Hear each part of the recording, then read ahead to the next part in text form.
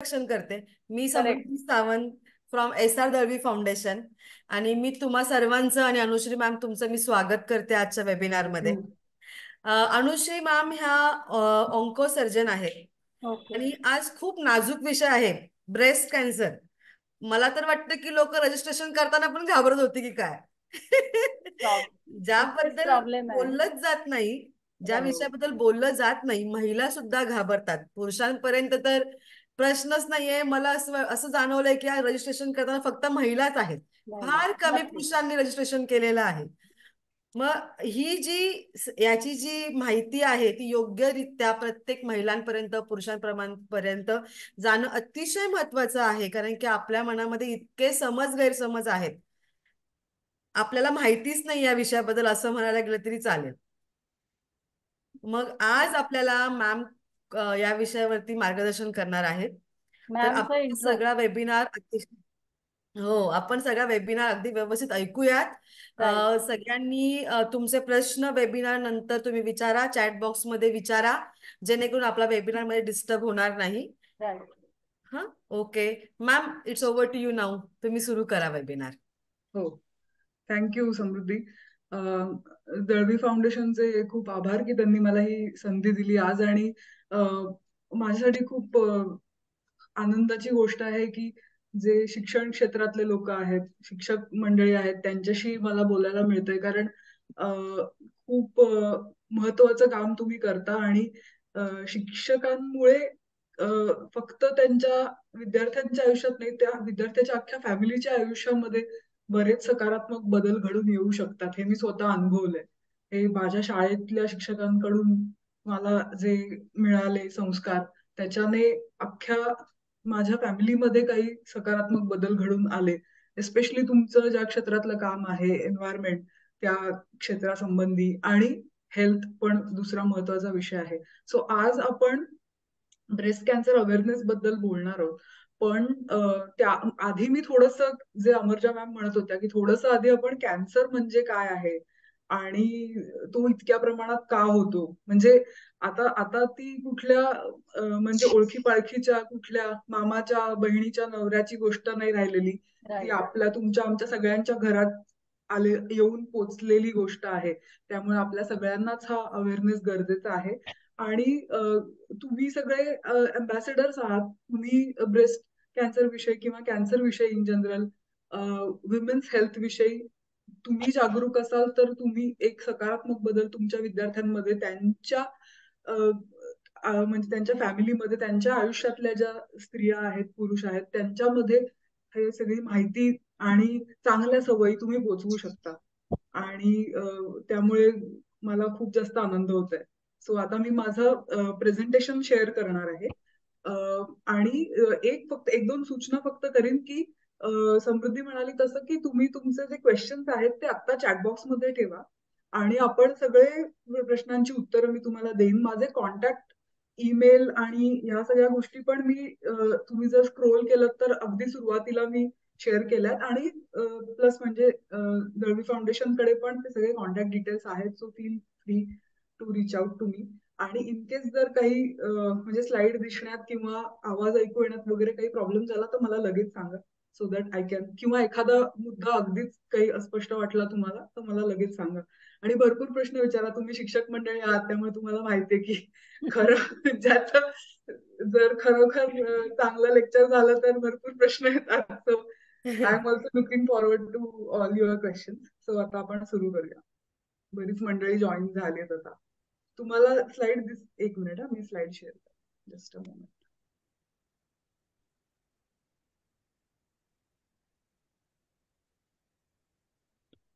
दिसतायत आता? Yes ma'am, या. Okay visible. ओके. येस. समृद्धी, तुम्हाला मी रिक्वेस्ट करेन की तुमचं म्हणजे तुम्हाला मी विचारेन मध्ये मध्ये की सगळं ओके. नीट दिसतंय, ऐकू येतंय ना. Yes yes. बाकीच्यांनी म्हणजे आता म्यूट केला आणि मग नंतर आपण प्रश्नोत्तरांच्या वेळेला तुम्ही प्लीज अनम्यूट करा. ठीक ठीक आहे? आहे, ठीक आहे मॅम. ओके. सो समृद्धीने सांगितल्याप्रमाणे मी डॉक्टर अनुश्री वर्तक. मी कॅन्सर सर्जन आहे. मी ब्रेस्ट कॅन्सर सर्जरीमध्ये ऍडव्हान्स ट्रेनिंग घेतलंय आणि मी आर्म फोर्सेसमध्ये कॅन्सर सर्जन म्हणून कार्यरत आहे. तो आपण सगळ्यांनी कॅन्सर बद्दल जाणून घेण्याचं कारण म्हणजे स्टॅटिस्टिक्स. आता ICMR ही जी आपली देशातली संस्था आहे त्यांनी आणि ग्लोबोकॅन म्हणून एक आंतरराष्ट्रीय संस्था आहे, या दोन्ही संस्थांनी कॅन्सरला एक एपिडेमिक म्हणून जाहीर केलं आणि 1 आउट ऑफ 9 इंडियन्स ला कॅन्सर या चॅलेंजचा सामना करायला लागणार आहे, स्वतः किंवा फॅमिली मेंबर, मित्रमैत्रिणी, ओळखीचं म्हणून. सो कॅन्सर अवेअरनेस ही पहिली पायरी आहे कॅन्सरचा मुकाबला करण्यासाठी. कारण जी गोष्ट आपल्याला माहीतच नाहीये त्याच्याशी आपण मुकाबला कसा करणार. सो कॅन्सर विषयी जागरूकता ही पहिली पायरी आहे जी आज आपण ओलांडणार आहोत. एक मिनिट.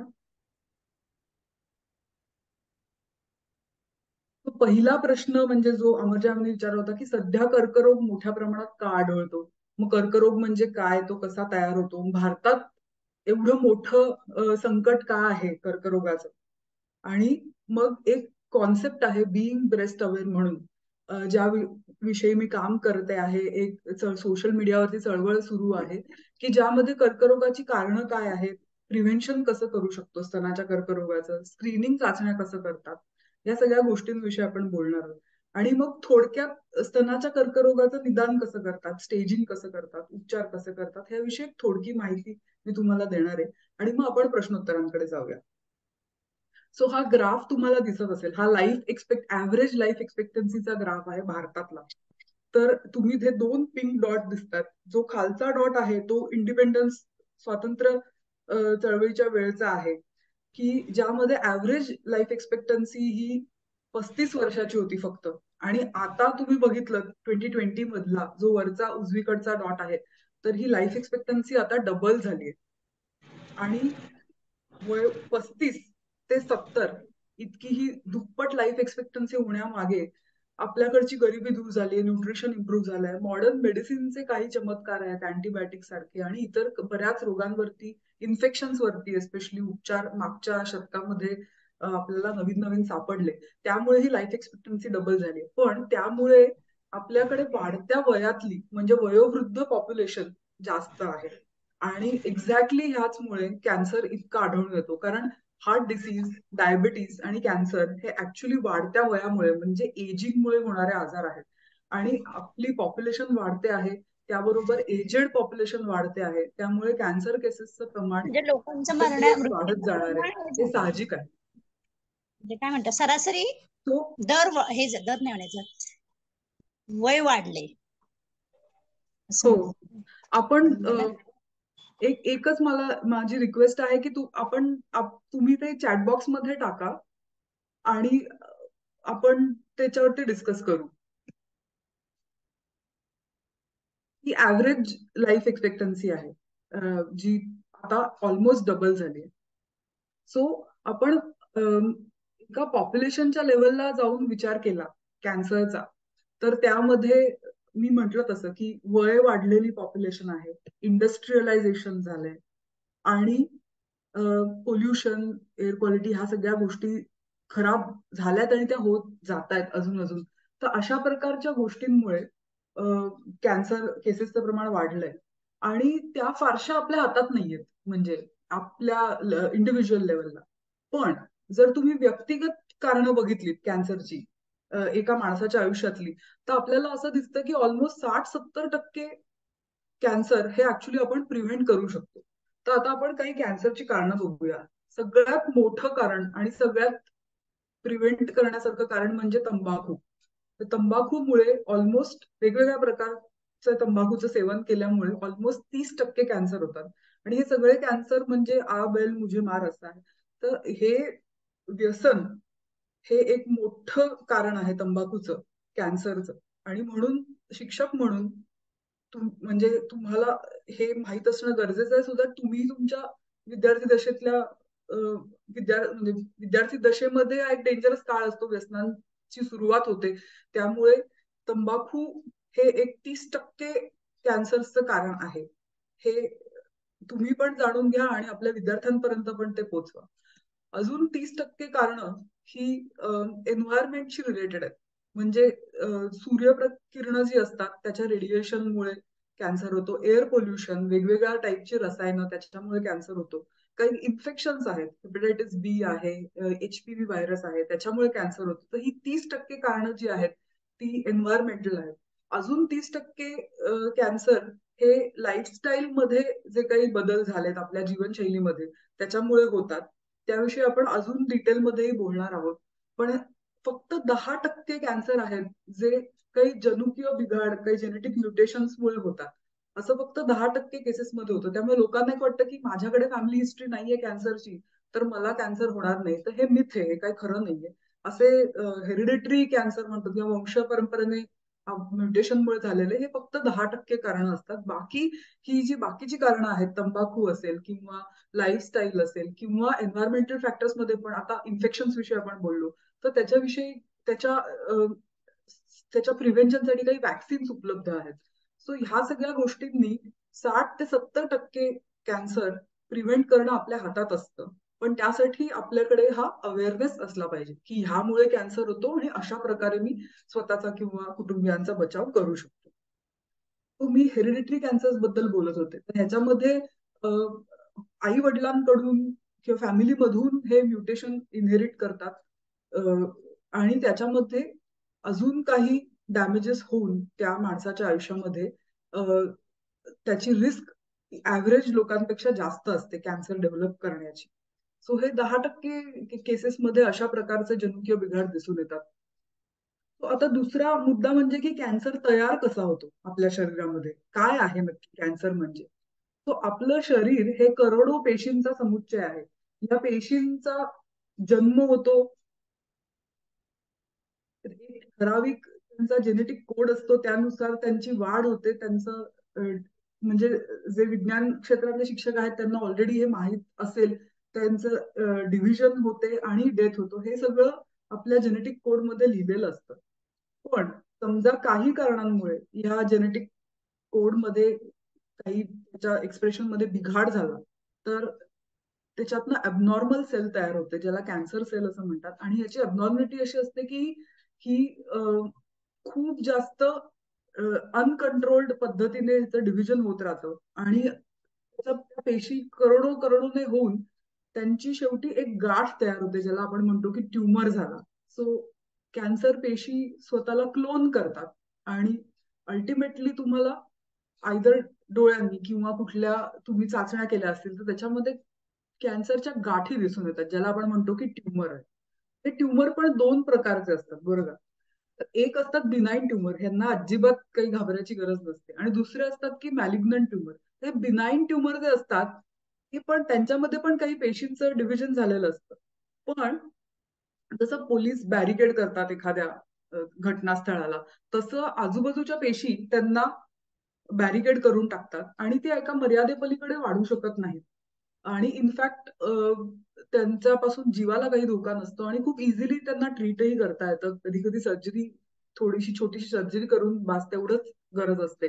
सो हे बिनाईन ट्युमर्स असतात, हे खूप कॉमन असतात. उदाहरणार्थ चरबीच्या गाठी होतात बऱ्याच लोकांना, ज्याला आपण म्हणतो की लायपोमा आहे. सो ह्याला काही घाबरायची गरज नसते. मॅलिग्नंट कॅन्सर जे असतात त्याच्यापासून जीवाला धोका असतो. तर हे ह्या कॅन्सर पेशींचं वैशिष्ट्य असं असतं की त्या स्प्रेड होतात. आपल्या बॉडीमध्ये 2 प्रकारचे नेटवर्क असतात. एक रक्तवाहिन्यांचं जाळं असतं आणि एक लिम्फ वेसल्स आणि लिम्फ नोड्स, तर त्यांचं पण एक नेटवर्क असतं. जसं लोकल ट्रेन मधून माणसं एका उपनगरातून दुसऱ्या उपनगरात जातात, तसंच कॅन्सर पेशी सुद्धा ब्लडच्या नेटवर्क मधून, ब्लड वेसल्सच्या किंवा लिम्फ वेसल्सच्या नेटवर्क मधून एका भागातून दुसऱ्या भागात प्रवास करतात शरीरामध्ये आणि उपनगरं सुद्धा कॅन्सरची बसवतात. तर ह्याची त्याची स्प्रेड होण्याची प्रोसेस असते. त्याला आपण म्हणतो की कॅन्सर पसरला किंवा मेटास्टॅसिस झाला कॅन्सरचा. आणि मग ह्या कॅन्सर पेशी प्रवास करत असताना ज्यांना जिथे कुठे असं वाटेल की ही मशागतीसाठी योग्य जमीन आहे, तिथे तिथे जाऊन त्या कॅन्सरच्या गाठी फॉर्म करतात. मग ते लंग असतील, लिव्हर असेल, ब्रेन, बोन्स, असं अशा प्रकारे हा कॅन्सर पसरतो. कॅन्सर बायोलॉजी हे खूप फॅसिनेटिंग फील्ड आहे. म्हणजे आधी आपल्याला जी माहिती होती कॅन्सर विषयी, तर दररोज नवीन नवीन माहितीची त्याच्यामध्ये भर पडते. आणि आता आम्हाला कितीतरी गोष्टी माहिती आहेत की कॅन्सर म्हणजे ऍक्च्युली पेशी पण खूप इव्हॉल्व्ह होत जाते. कॅन्सर म्हणजे जेव्हा सुरू झाला तेव्हापासून त्याच्यामध्ये अजून म्युटेशन्स होत जाऊन त्या पेशी अजून अजून बदलत जातात काही ऍडव्हान्टेजेस त्यांना म्युटेशन्समुळे मिळतात, ज्याच्यामुळे त्यांचं त्या अमरत्व त्यांना प्राप्त होतं. आणि ऍक्च्युली कॅन्सर म्हणजे हे असे क्लोन नसून, कॅन्सर म्हणजे हे असे क्लोन आहेत की प्रत्येक कॅन्सर पेशीमध्ये काही काही म्युटेशन्समुळे त्यांना काही ऍडव्हान्टेजेस किंवा सुपर पॉवर्स मिळतात, की ज्यामुळे त्यांना अमरत्व प्राप्त होतं आणि त्या खूप हुशार असतात. म्हणजे लोकांना खूप असं वाटतं की आपण साखर खाणं बंद केलं तर आपल्याला कॅन्सर होणार नाही, पण हे चूक आहे. कारण समजा कॅन्सर पेशींना तुम्ही साखर दिली नाही तर दुसऱ्या फ्युएल्स वरती सुद्धा त्या रन करतात. म्हणजे त्या ऍक्च्युली कॅन्सर सेल्स हा खूप हुशार असतात आणि तो आपला शरीराचा एक भाग आहे ज्याला ऍक्च्युली म्हणजे अमरत्व प्राप्त झालंय. कारण आपण पण सगळे कशासाठी झगडतो, आपल्याला चांगलं आयुष्य जगायचं असतं आणि आपल्यालाही एक हेल्दी आणि म्हणजे लॉन्जिव्हिटी आपल्यालाही हवी असते. तर तसंच कॅन्सर सेल्सना ऍक्च्युली ते प्राप्त झालेलं असतं. तर सगळ्या प्रकारचे जुगाड करण्यामध्ये ते एक्सपर्ट असतात. त्यांना असं नाही की तुम्ही त्यांना कार दिली नाही तर त्या कुठे जाणारच नाही. त्यांना ज्या मिळेल त्या गोष्टी वापरून त्यांचं एकच एम असतं की सर्व्हाइव्ह करणं. आणि हे सर्व्हाइव्ह करण्यासाठी खूप प्रचंड बनवाबनवी करतात. म्हणजे तुम्हाला मी हे उदाहरण देते. हा एक खूप लँडमार्क पेपर आहे.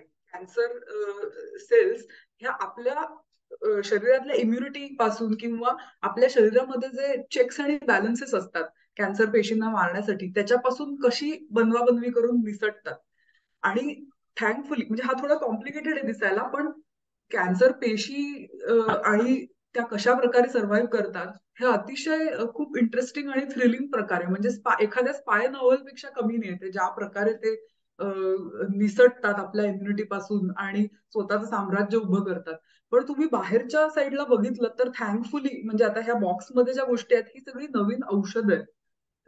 ती आता आपण डिस्कव्हर केलेत. तुम्ही ऐकलं असेल इम्युनोथेरपी नावाचं औषध असतं. हे इम्युनोथेरपी नावाचं जे औषध असतं ना ते आपल्या इम्युनिटीला सावध करतं. इथे काहीतरी बनवाबनवी चालू आहे, हे काहीतरी गडबड आहे. आणि मग कॅन्सर पेशींना ऍक्च्युली आपल्या इम्युनिटीला कळतं की अरे इथे काहीतरी गडबड आहे आणि त्या कॅन्सर पेशींना पकडतात आणि त्यांना नष्ट करतात. तो आता आपल्याकडे खूप नवीन ट्रीटमेंट आल्यात आणि त्या ट्रीटमेंट डेव्हलप करण्यामागे कॅन्सर विषयीचं हे आज जितकी आपली माहिती वाढतीये कॅन्सर बायोलॉजी विषयी त्याचा हात आहे. आता इंडियामधल्या कॅन्सर बर्डन विषयी बघूया. तर आपल्याकडे ICMR आहे. ते आपली नॅशनल कॅन्सर रजिस्ट्रीचे रिपोर्ट्स अहवाल जाहीर करतात. आणि जर त्याच्यात आपण बघितलं तर भारतामध्ये दर 4 मिनिटाला एका स्त्रीला ब्रेस्ट कॅन्सरचा डायग्नोसिस होतो. दर 4 मिनिटाला एक नवीन ब्रेस्ट कॅन्सरची केस भारतात डिटेक्ट होते. आणि दरवर्षी 14 लाख नवीन कॅन्सरच्या केसेस भारतात आढळतात, ज्यातले 2 लाख केसेस या ब्रेस्ट कॅन्सरच्या आहेत फक्त. आणि हा सगळ्यात कॉमन कॅन्सर आहे भारतात आणि जगामध्ये, आणि स्त्रियांमध्येही सगळ्यात कॉमन कॅन्सर आहे. आधीच्या काळात सर्व्हायकल कॅन्सर होता, पण आता ब्रेस्ट कॅन्सरने सगळ्या कॅन्सर्सना टेक ओव्हर केलेलं आहे. आणि ह्या फक्त रिपोर्टेड केसेस आहेत. म्हणजे तुम्ही म्हणाल एक टिप ऑफ द आईसबर्ग, आपण हिमनगाचं टोक फक्त जे दिसतं आपल्याला तसं आहे. प्रत्यक्षात ह्याच्याहून सुद्धा कितीतरी जास्त लाखो केसेस आहेत ज्या नॉट नेसेसरीली की त्या रिपोर्ट होत असतील. तो दर 29 इंडियन म्हणजे भारतीय स्त्रियांपैकी एका स्त्रीला आपल्या आयुष्यामध्ये ब्रेस्ट कॅन्सरचा सामना करायचा आहे. तो याचा सामना आपण कसा करणार?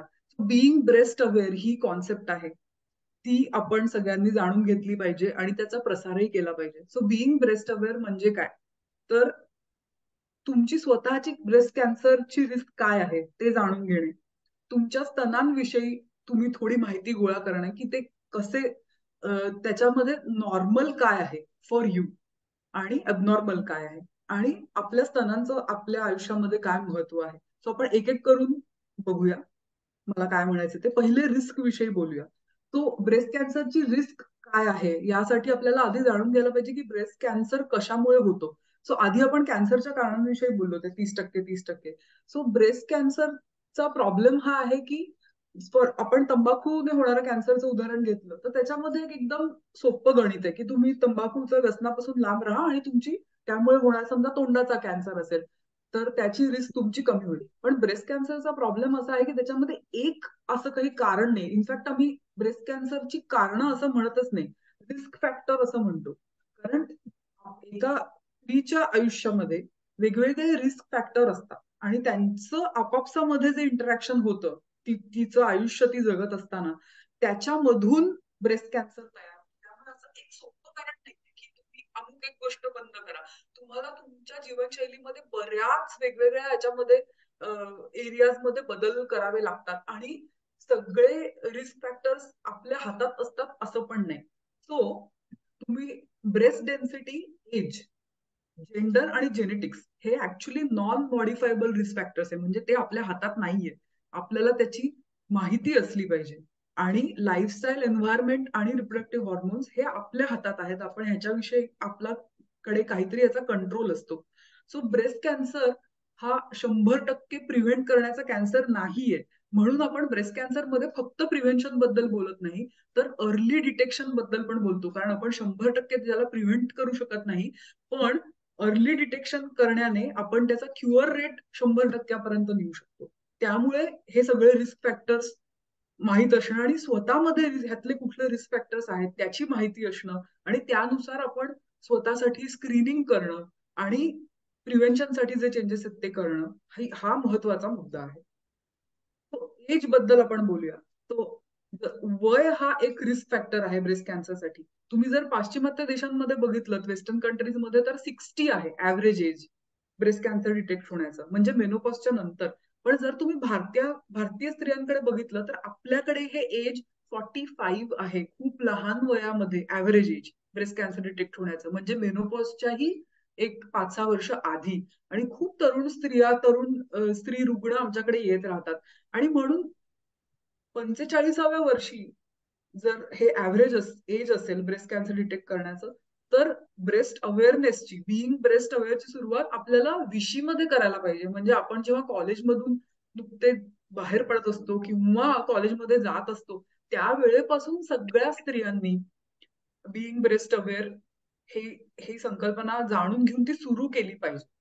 आणि फक्त स्त्रियांच्यासाठी हे महत्वाचं आहे असं नाहीये, कारण बऱ्याच लोकांना माहित नसतं, पण पुरुषांमध्ये सुद्धा ब्रेस्ट कॅन्सर होऊ शकतो. स्तनांचा कॅन्सर ही स्त्रियांची मक्तेदारी नाही, हे ऍक्च्युली रेअर असतो, पण पुरुषांमध्ये सुद्धा ब्रेस्ट कॅन्सरचे रुग्ण आढळून येतात. आणि त्यांचं आयुष्य व्यापणाऱ्या ज्या स्त्रिया आहेत त्यांचं आरोग्य हे त्या फॅमिलीच्या आरोग्याचा केंद्रबिंदू आहे. त्यामुळे फक्त स्त्रियांनी, म्हणजे समृद्धी म्हणत होती की जास्त स्त्रियांचं रजिस्ट्रेशन आहे, पण आज तुम्ही सगळ्यांनी घरी जाऊन तुमच्या आयुष्यातल्या पुरुषांची पण ही गोष्ट बोला की त्यांना पण हे परवडणारं नाहीये ह्या विषयी अज्ञान जे आहे ब्रेस्ट कॅन्सर विषयीचं. त्यामुळे त्यांना पण नेक्स्ट टाइम ह्याच्यामध्ये सहभागी करून घ्या. ब्रेस्ट डेन्सिटी म्हणजे काय असते, तो वयानुसार आणि काही हॉर्मोन्सच्या चेंजेसनुसार ब्रेस्टमध्ये 2 प्रकारचे टिश्यू असतात. एक म्हणजे फॅट असतं आणि एक असतं ग्लँड असतात, म्हणजे ज्याच्यामध्ये दूध तयार होतं. सो ह्या ग्लँड किंवा दूध तयार करणाऱ्या पेशंटचं टिश्यूची जी डेन्सिटी आहे ती कमी कमी होत जाते वयानुसार आणि फॅट जास्त जास्त उरतं. सो त्यामुळे ब्रेस्ट डेन्सिटी हे एक मॅमोग्राफीवर दिसणारी गोष्ट आहे. 40 नंतर साधारणपणे मॅमोग्राफीचा सल्ला दिला जातो. तो ज्यांनी मॅमोग्राफी केलीये त्यांच्या रिपोर्ट आज कोण तुम्ही जाऊन चेक करा, त्या रिपोर्टमध्ये दिलेलं असतं की तुमची ब्रेस्ट डेन्सिटी किती आहे. साधारणपणे 50% स्त्रियांच्या ब्रेस्ट या 40 नंतर सुद्धा डेन्स राहतात आणि हा एक रिस्क फॅक्टर आहे. सो तुम्ही उजवीकडे बघितलं तर ह्याच्यामध्ये एबीसीडी अशी वर्गवारी असते आणि सी आणि डी ही जी गोष्ट ह्या 2 आहेत ह्या डेन्स ब्रेस्ट. आणि ह्याच्यामुळे काय प्रॉब्लेम होतो तुम्ही बघाल की मॅमोग्राफी आपण करतो ते बघण्यासाठी की ह्याच्यामध्ये काही गाठ नाहीये ना, पण आता हे ए बी म्हणजे कमी डेन्स आहे. सी आणि डी तुम्ही बघितलं तर ह्याच्यामध्ये कसं दिसणार डेन्स ब्रेस्ट मध्ये की काही दुसरी गाठ असेल तर ती मिस होण्याचा चान्स असतो. सो ब्रेस्ट डेन्सिटी हा पण एक रिस्क फॅक्टर आहे आणि तो आपल्या कंट्रोलमध्ये नाहीये, आपल्याला त्याची माहिती असली पाहिजे. दुसरं म्हणजे जेनेटिक्स, म्हणजे फॅमिलीमध्ये ब्रेस्ट कॅन्सर किंवा कुठल्याही टाईपच्या कॅन्सरची हिस्ट्री असणं आणि दोन्ही आईच्या बाजूने पण आणि वडिलांच्या बाजूने पण.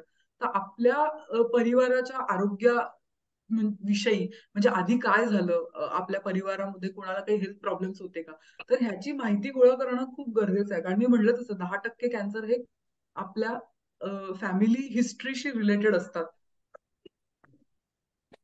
आता आपल्या हातात असलेल्या गोष्टी त्यांच्याविषयी बोलूया. लाईफस्टाईल, एन्व्हायरमेंट आणि आपलं रिप्रोडक्टिव्ह आयुष्य जे आहे त्यामध्ये आपण काही चॉईसेस करतो, त्यांच्यामुळे आपली ब्रेस्ट कॅन्सरची रिस्क कमी जास्त होते. तर ह्या सगळ्या विषयी आपण बोलूया.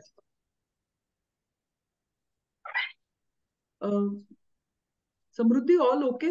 सगळं दिसतात ना? Yes yes ma'am, all okay all okay. Yes. So आता खूप मैत्रिणींनी प्रश्न इथे विचारलेत शिक्षकांनी की डाएट मध्ये काय चेंजेस केले पाहिजे, त्याच्याविषयी काही रिसर्च आहे का? सो एकदम मी सोप्या सोप्या गोष्टी सांगितल्यात ज्या अगदी करण्यासारख्या आहेत, म्हणजे काहीच याच्यात कॉम्प्लिकेटेड ऍडवाइस नाहीये. सो ह्या 5 मिस्टेक्स आहेत ज्या आपल्याला अवॉइड करायच्या आहेत आणि तुमच्या संपर्कात येणाऱ्या सगळ्यांना याविषयी सांगा. ह्याच्यामुळे फक्त कॅन्सर प्रिव्हेंट होतो असं नाही, हार्ट डिसीजेस आणि बरेच इतर आजार सुद्धा प्रिव्हेंट होतात. पहिली गोष्ट म्हणजे कॅलरीज काउंट करणं. आता आजकाल खूप जास्त ऍप्स असतात मोबाईलवरती कॅलरीज काउंट करण्यासाठी. तर एक आठवडाभर त्याच्यामध्ये आपण आपलं डाएट टाकलं प्रामाणिकपणे तर आपल्याला कळतं की आपल्या कॅलरीज कमी जास्त होतात. आणि मग थोडासा एखादा चहा कमी केला किंवा एखादा स्नॅक कमी केला असं करून आपण आपल्याला एक्स्ट्रा कॅलरीज घ्यायच्या नाहीयेत. साधारणपणे 1800-1900 असं ऍव्हरेज कॅलरीजची रिक्वायरमेंट असते स्त्रियांची आणि पुरुषांची थोडी जास्त असते अजून. तर ते ह्या सगळ्या ऍप्लिकेशन्सचा वापर करा आणि त्याच्यानुसार तुम्ही बघा की तुमची रिक्वायरमेंट किती आहे आणि एक्स्ट्रा कन्झम्पशन नाही केलं पाहिजे, त्याच्याने बरेच आजार येऊ शकतात. दुसरी गोष्ट म्हणजे की हाय ग्लायसेमिक लोड फूड्स, म्हणजे एकच मी एक्झाम्पल देईन की जे खूप जास्त ज्याच्यामध्ये स्टार्चेस किंवा कार्बोहायड्रेट्स असतात. फॉर एक्झाम्पल काही साऊथ इंडियन पदार्थ आहेत किंवा कॉर्नफ्लेक्स आहेत. तर हे पदार्थ तुम्ही एका लिमिटमध्ये कन्झ्युम केले पाहिजेत, कारण त्याच्याने खूप जास्त कार्बोहायड्रेट्सचं लोड येतं आणि ह्याच्याशी कॅन्सरचं आणि बऱ्याच इतर आजारांचं असोसिएशन आहे. रेड आणि प्रोसेस्ड मीट हे तर म्हणजे IARC म्हणून एक संस्था आहे की जे एक वर्गवारी काढतात कार्सिनोजेन ज्याला म्हणतात, की रिसर्चने प्रूव्ह केलेली गोष्ट की बाबा ह्या गोष्टीमुळे कॅन्सर होतो. जसं तंबाखू आहे की म्हणजे दशकानुदशकांचा डेटा आहे हे प्रूव्ह करण्यासाठी की तंबाखूने कॅन्सर होतो. सो अशा प्रकारे रेड मीट किंवा प्रोसेस केलेलं मीठ ह्याच्यावरती पण इनफ डेटा आहे आणि ही तुम्ही अगदी वर्ज केलं पाहिजे. अल्कोहोल, दारूमुळे कॅन्सर होतो हेच मुळात लोकांना माहित नसतं, पण दारू बऱ्याच लोकांना असं वाटतं की कमी प्रमाणात पेली तरी चालेल वगैरे, पण दारूचा आणि कॅन्सरचा खूप घनिष्ठ संबंध आहे. दारू बंदी हाच एक त्याच्यावरती उपाय आहे तुमच्या वैयक्तिक आयुष्यात. आणि शुगर स्वेटंड बिव्हरेजेस, म्हणजे शाळेमध्ये ऑफकोर्स विद्यार्थ्यांना शिक्षक कायम सांगत राहतात की हे जे पेप्सी आणि कोका कोला आहे सगळ्यांना माहिती की ते वाईट आहेत, पण ते त्यांच्यामुळे कॅन्सरही होतो. ही एक त्याच्यामध्ये अजून भरीची गोष्ट. तर ह्या 5 गोष्टी तुम्ही तुमच्या आहारातून अगदी काढून टाका. मग आता चांगल्या गोष्टी कुठल्या करायच्या? या चांगल्या सवयी आहारामध्ये या 5 आहेत, त्यांचा समावेश करायचा. पहिली गोष्ट म्हणजे प्रत्येक जेवणामध्ये काहीतरी वनस्पतीजन्य पदार्थ खाणं. मग ती कोशिंबीर असेल, एखादं फळाची फोड असेल किंवा भाजी असेल, काही ना काहीतरी व्हेजिटेबल किंवा प्लांट बेस्ड फूडचा प्रत्येक तुमच्या जेवणामध्ये समावेश असला पाहिजे. फॅट्स खायला लोक घाबरतात, पण खरं तर फॅट्स चांगली फॅट्स खाल्ल्यामुळे कॅन्सरची रिस्क कमी होते आणि हार्ट डिसिजेसची पण. सो आपण नट्स म्हणू किंवा चांगल्या सोर्सचे ऑइल्स म्हणा, जे लोक मासे खातात त्यांनी मासे, हे सगळे हेल्दी फॅट्स आहेत. हेल्दी फॅट्सचा समावेश असला की ऍक्च्युअली कॅन्सरची रिस्क कमी होते, त्याला आपण घाबरलं नाही पाहिजे. व्हिटॅमिन डी डेफिशियन्सी हा एक खूप महत्वाचा मुद्दा आहे. कोविडमुळे तर अजूनच, म्हणजे मी मागच्या 2 वर्षामध्ये मी असा एक माणूस नाही बघितला की ज्याला व्हिटॅमिन डी ची डेफिशियन्सी नाहीये. आणि खूप रिसर्च आहे ज्याच्यातनं प्रूव्ह झालंय की व्हिटॅमिन डी करेक्ट केल्यामुळे, व्हिटॅमिन डी डेफिशियन्सी बरं झाल्यामुळे कॅन्सरची रिस्क कमी होते. आणि फक्त ब्रेस्ट कॅन्सर असं नाही, तर बऱ्याच, म्हणजे कोलॉनचा कॅन्सर, बऱ्याच प्रकारच्या कॅन्सरची रिस्क. त्यामुळे आजच्या वेबिनारचं तुम्ही म्हणाल की एक काहीतरी माझ्या आयुष्यात चेंज मी करणार आहे, तर सगळ्यात आधी व्हिटॅमिन डी टेस्ट करा, तुमचं ॲबनॉर्मल आहे का नॉर्मल आहे, आणि ते सप्लिमेंट घेऊन करेक्ट करायचं. कारण आपण सगळे वॅम्पायर्स होतो, आपण मध्यान्नाचा सूर्यात वगैरे आपण कधीच जात नाही फॉर इनफ टाइम. त्यामुळे साधे व्हिटॅमिन डीचे सॅशे मिळतात, 6 ते 8 आठवडे आठवड्यातून एकदा सॅशे घेऊन व्हिटॅमिन डी ची डेफिशियन्सी करेक्ट होते. तर सगळ्यांनी आज हे जाऊन तुमचं व्हिटॅमिन डी चेक करा आणि जर करेक्टेड असेल तर त्याचा मेंटेनन्स डोस असतो वन्स अ मंथ, तोही घेतला पाहिजे. जर काही डाऊट असले तर प्लीज मला ईमेल करा, मी सांगेन तुम्हाला काय करायचं ते. लो एनर्जी डेन्सिटी असली पाहिजे आपलं जेवण जे आहे, तर ते ऑटोमॅटिकली होईल जर तुम्ही व्हेजिटेबल म्हणजे सॅलड, कोशिंबीर, भाजीचा समावेश जर तुमच्या जेवणात केला. That is the first thing that you should eat. तर ते आपण ते खाल्लं की आपोआप जी म्हणजे एनर्जी डेन्सिटी आहे जेवणाची ती कमी होते. आणि शेवटचा अजून एक कळीचा मुद्दा म्हणजे की फायबर, 30 ग्रॅम फायबर घेणे रोजच्या डाएटमध्ये. जर अगेन म्हणजे तुम्ही जर प्लांट बेस्ड फूड खात असाल तर ती गोष्ट आपोआप होते, नाही तर सरळ इसबगोल घाला दही साखर मध्ये आणि खा. पण 30 ग्रॅम्स ऑफ फायबर गेले पाहिजे. त्याच्याने पण ब्रेस्ट कॅन्सर असेल, कोलॉन कॅन्सर असेल, बरेच कॅन्सर्स प्रिव्हेंट होतात. सो जर तुम्हाला आजचा की टेक अवे मेसेज हा आहे डाएट विषयीचा की हे 5 चेंजेस तुम्ही केले पाहिजेत. कॅन्सर आणि बरेच इतर आजार कमी होतील त्याच्याने. तो एक अजून मुद्दा आहे फिजिकल ऍक्टिव्हिटीचा. कोणीतरी प्रश्नही विचारला होता त्याविषयी. तर एक्सरसाइज केल्यामुळे बऱ्याच प्रकारच्या कॅन्सरची आणि कॅन्सर ज्यांना झालाय त्यांचा कॅन्सर परत येण्याची रिस्क कमी होते, स्पेशली मेनोपॉज नंतर. पण तो इतकं सोपं नाहीये रेग्युलर फिजिकल ऍक्टिव्हिटी करणं. सो 5 मिनिटांनी सुरुवात करा. एक जिना चढायचा किंवा आपल्या बिल्डिंगच्या आजूबाजूला चक्कर मारायची. पण जर त्या 5 मिनिटाची तुम्ही पुढच्या 1 वर्षात 150 मिनिट्स करू शकलात तर दॅट इज इनफ. 150 मिनिटं पर वीक फिजिकल ऍक्टिव्हिटीने बरेच आजार टळू शकतात. दारू विषयी आपण बोललो की it's a clear dose risk relationship. जितकं तुमचं सेवन होईल तितकी तुमची दारूची रिस्क वाढत जाते. सो तुम्ही जर ऑल ऑर नन पर्सन असाल तर तुम्ही कम्प्लिटली दारू सोडा. आणि जर असं ऑल ऑर नन तुम्हाला जमत नसेल तर ऍटलिस्ट 50% जरी ते कन्झम्पशन कमी केलं पाहिजे. फॅमिली मेंबर्सला एस्पेशली तुम्ही कन्व्हिन्स करा या गोष्टीसाठी. स्मोकिंग चा सुद्धा खूप वाईट परिणाम होतो. फक्त ब्रेस्ट कॅन्सरची रिस्क वाढते असं नाही, पण ब्रेस्ट हेल्थ वरती पण त्याचे खूप दुष्परिणाम दिसून येतात. त्यामुळे स्मोकिंग सोडलं पाहिजे. आता रिप्रोडक्टिव्ह लाईफ विषयी तो सगळ्यांना माहितीये की स्त्रियांच्या आयुष्यात पिरियड सुरू होतात, मग पहिली प्रेग्नन्सी, मुलांचा जन्म आणि मग शेवटी रजोनिवृत्ती किंवा मेनोपॉज. तर बेसिकली काय होतं की जेव्हा जेव्हा पिरियड्स, ब्रेस्ट कॅन्सर हा हॉर्मोन ड्रिव्हन कॅन्सर आहे. जितकं इस्ट्रोजनचं एक्सपोजर हो अर्थात. होतं ब्रेस्टला, काय तर तितकं ब्रेस्ट कॅन्सरचं रिस्क वाढते. त्यामुळे जेव्हा जेव्हा पिरियड्स पासून आपल्याला हॉलिडे मिळतो किंवा नंबर ऑफ पिरियड्स कमी होतात, म्हणजे जर कोणाची पाळी उशिरा सुरू झाली किंवा पाळी लवकर संपली, रजोनिवृत्ती लवकर आली, पहिलं मूल जर 30च्या आत झालं किंवा जास्त मुलं झाली, तर ह्या सगळ्यामध्ये आपल्याला पिरियड हॉलिडे मिळतो आणि त्यामुळे ब्रेस्ट कॅन्सरची रिस्क कमी होते. सिमिलरली ब्रेस्ट फिडिंग विषयी पण मतांतर आहेत. काही लोकांना वाटतं की ब्रेस्ट फिडिंगमुळे कॅन्सर होतो, काही लोकांना वाटतं की ब्रेस्ट फिडिंगमुळे कॅन्सर होत नाही. तर मी जे काय सत्य हे आहे की 1 वर्षापेक्षा जास्त ब्रेस्ट फिडिंग केल्यामुळे ब्रेस्ट कॅन्सरची रिस्क कमी होते. पण कितीतरी स्त्रिया मी अशा बघितल्यात की ज्यांनी व्यवस्थित ब्रेस्ट फिडिंग करून सुद्धा त्यांना ब्रेस्ट कॅन्सर झाला. सो ब्रेस्ट फिडिंग ही काही गॅरंटी नाहीये की ब्रेस्ट कॅन्सर होणारच नाही ब्रेस्ट फिडिंग केलं याचा अर्थ. त्यामुळे आपल्याला स्तनांच्या हेल्थ विषयी आपल्याला जागरूक राहायचंच आहे. आणि काही हॉर्मोनल पिल्स विषयी. सो ओरल कॉन्ट्रासेप्टिव्ह पिल्स असतात, म्हणजे संतती नियमनासाठी ज्या गोळ्या घेतल्या जातात, मालाडी आधी होत्या तशा. तर ह्या गोळ्या ज्या आहेत त्या वैद्यकीय सल्ल्यानुसारच घेतल्या पाहिजेत. त्या ओव्हर द काउंटर मिळतात म्हणून केमिस्टच्या सल्ल्याने नाही घेतल्या पाहिजेत, कारण ह्या गोळ्या घेतल्याने ब्रेस्ट कॅन्सरची रिस्क थोडीशी वाढते, ती 5-10 वर्षांनी कमी होते. पण मूळ म्हणजे मेन मुद्दा हा आहे की वैद्यकीय सल्ल्याने ठराविक कारणासाठी, ठराविक वेळेसाठी म्हणून संतती नियमनासाठी या गोळ्यांचा वापर केला पाहिजे. काही लोक केमिस्टच्या सल्ल्याने वर्षानुवर्ष इनडिस्क्रिमिनेटली घेतात, तर ते रिस्की आहे. आणि मेनोपॉज नंतर म्हणजे रजोनिवृत्तीनंतर हॉर्मोन रिप्लेसमेंट थेरपीची गरज पडते काही लोकांना, तर त्याने पण थोडीशी रिस्क वाढते ब्रेस्ट कॅन्सरची.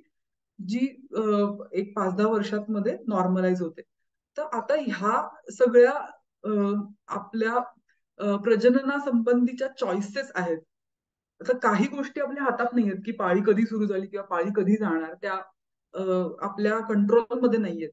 बाकी पिल्स घेणं किंवा पहिलं मूल कधी झालं, किती मुलं झाली, ब्रेस्ट फीडिंग केलं, नाही केलं, ह्या सगळ्या आपल्या हातातल्या चॉईसेस आहेत. पण मला तुम्हाला हा सल्ला द्यायचा आहे, की त्या फक्त कॅन्सर प्रिव्हेन्शन किंवा कॅन्सर रिस्क एवढ्या गोष्टीने त्या चॉईसेस डिक्टेट होत होऊ नका देऊ.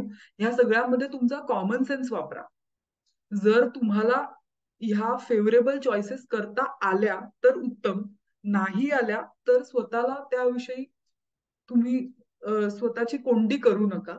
कारण रिस्क पण थोडीशीच आहे आणि बेनिफिट पण थोडंसंच आहे चॉईसेसचं. सो कॉमन सेन्स वापरा ह्याच्यामध्ये आणि काही डाऊट्स असले तर तुमच्या फॅमिली डॉक्टरला किंवा गायनेकोलॉजिस्टला विचारा आणि त्यांच्या सल्ल्याने ह्या चॉईसेस करा. सो आता 5 गोष्टी आहेत की ज्यांच्याने अजिबात ब्रेस्ट कॅन्सर होत नाही. हे आपल्याला माहित पाहिजे सो दॅट आपण त्या कॉन्फिडेंटली वापरू शकू. का आणि म्हणजे मला वाटायचं की खरंच लोकांना असं वाटतं का पण येस मला ऑलमोस्ट रोज कोणतरी ह्याच्याविषयी विचारतं की ह्याने कॅन्सर होतो का? म्हणून इट्स व्हेरी इम्पॉर्टंट की तुम्ही या गोष्टी मनातून म्हणजे हे रजिस्टर करा तुम्ही की ह्याच्याने कॅन्सर होत नाही ब्रेस्ट कॅन्सर. तो काळे कपडे वापरल्याने काही कुठलाच कॅन्सर होत नाही. वायर ब्रेसियर्सनी किंवा कुठल्याच ब्रेसियर्सनी कॅन्सर होत नाही. डिओड्रंट्स वापरल्यामुळे कॅन्सर होत नाही. मॅमोग्राफी केल्यामुळे कॅन्सर होत नाही. आणि जर ब्रेस्टची बायोप्सी करायला लागली काय कुठल्या कारणासाठी तर किंवा कॅन्सरसाठी कधी बायोप्सी करायला लागली तर त्याच्याने कॅन्सर पसरत नाही. सो हे तुम्ही अगदी म्हणजे याची कुंगाड बांधा. आपण रिस्क विषयी बोललो. हे काही रिस्क फॅक्टर्स आपल्या कंट्रोलमध्ये आहेत, काही कंट्रोलमध्ये नाहीयेत आणि आजकाल ऑनलाईन कॅल्क्युलेटर्स अवेलेबल असतात जे तुम्ही डॉक्टरांच्या मदतीने तुमची रिस्क कॅल्क्युलेट करू शकता.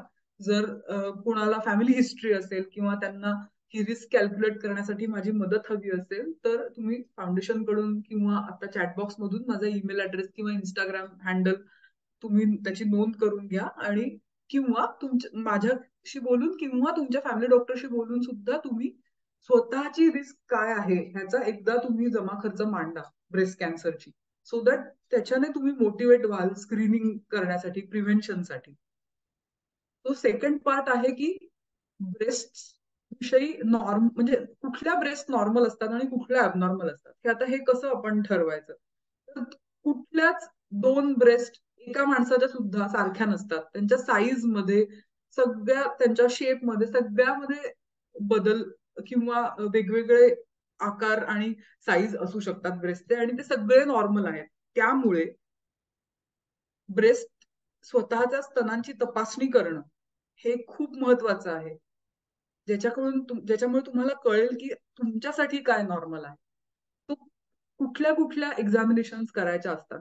तो स्वतः जी चाचणी करायची असते स्तनांची ती 20व्या वर्षी सुरू केली पाहिजे महिन्यातनं एकदा.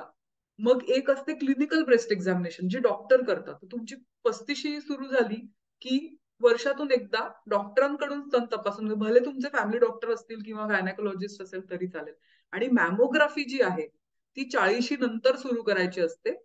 1 किंवा 2 वर्षांमधून एकदा असं. अजून आता आपण त्याच्याविषयी डिटेलमध्ये बोलू.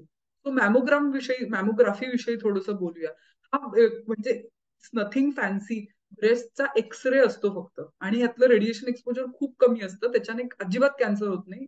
त्याच्याविषयी खूप रिसर्च झालेला आहे.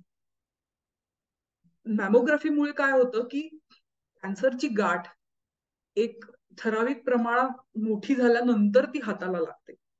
पण ती लहान म्हणजे एक 2 सेंटीमीटरची झाल्यावरती हाताला ती इझिली लागते.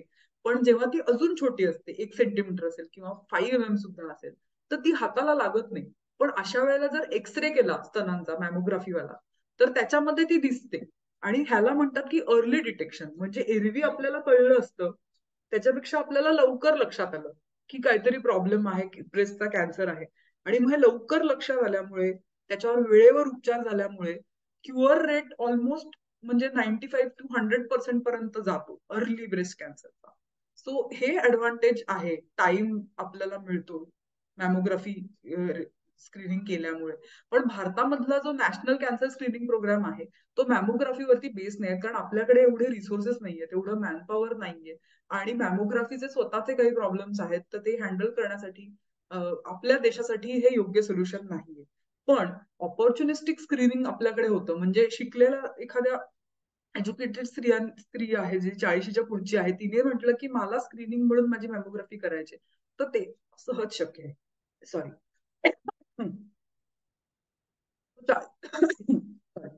40 नंतर मॅमोग्राफी साधारणपणे केली जाते आणि रेप्युटेड सेंटरमध्ये केली पाहिजे. रेडिओलॉजिस्ट क्रेडेन्शियल चेक केले पाहिजेत आणि शक्यतो जिथे तुम्ही एखाद्या डॉक्टरशी हा रिपोर्ट डिस्कस करू शकाल अशा ठिकाणी केली पाहिजे.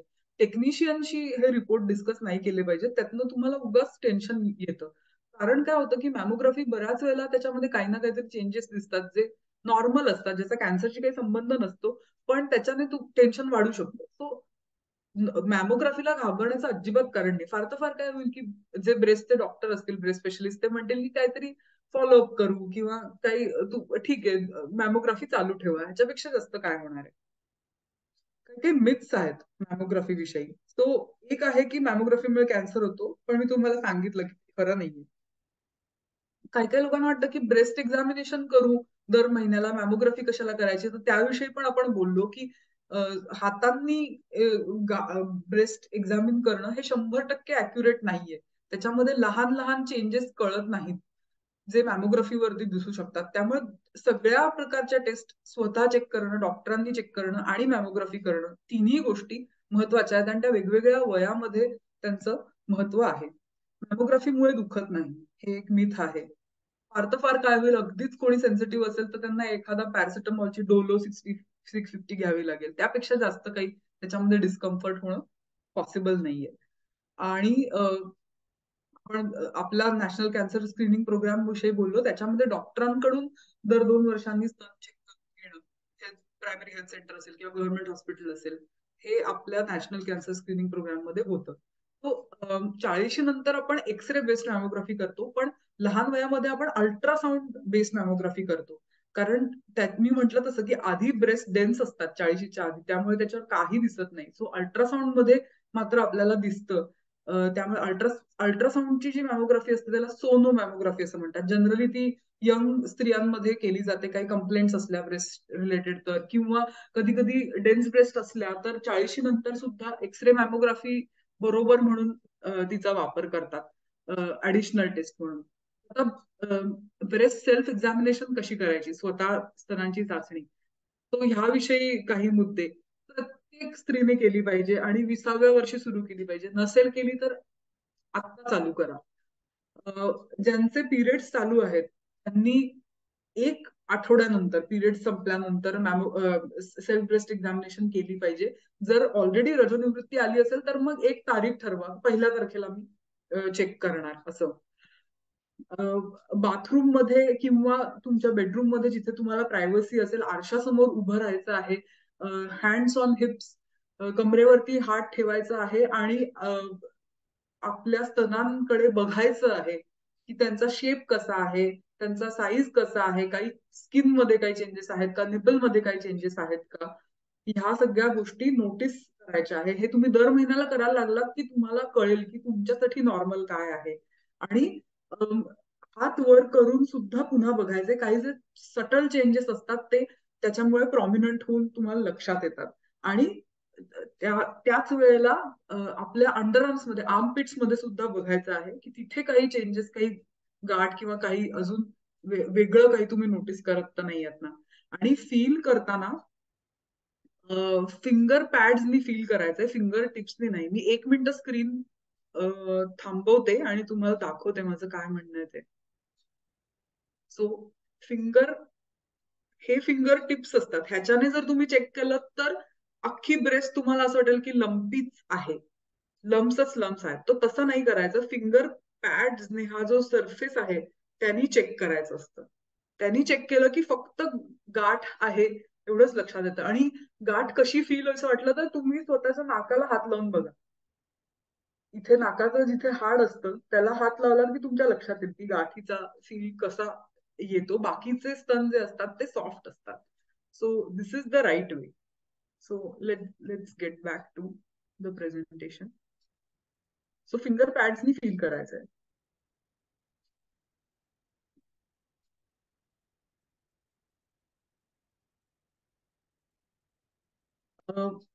आपल्या ब्रेस्टला असं समजा की अलार्म क्लॉक सारखं आहे समजा, तर 4ही क्वार्टर्स फील करायचे आहेत. सेंटरमध्ये निपल आणि एक ब्राऊन कलरचा डार्क पार्ट असतो निपलच्या भोवती, ज्याला आरेओला असं म्हणतात.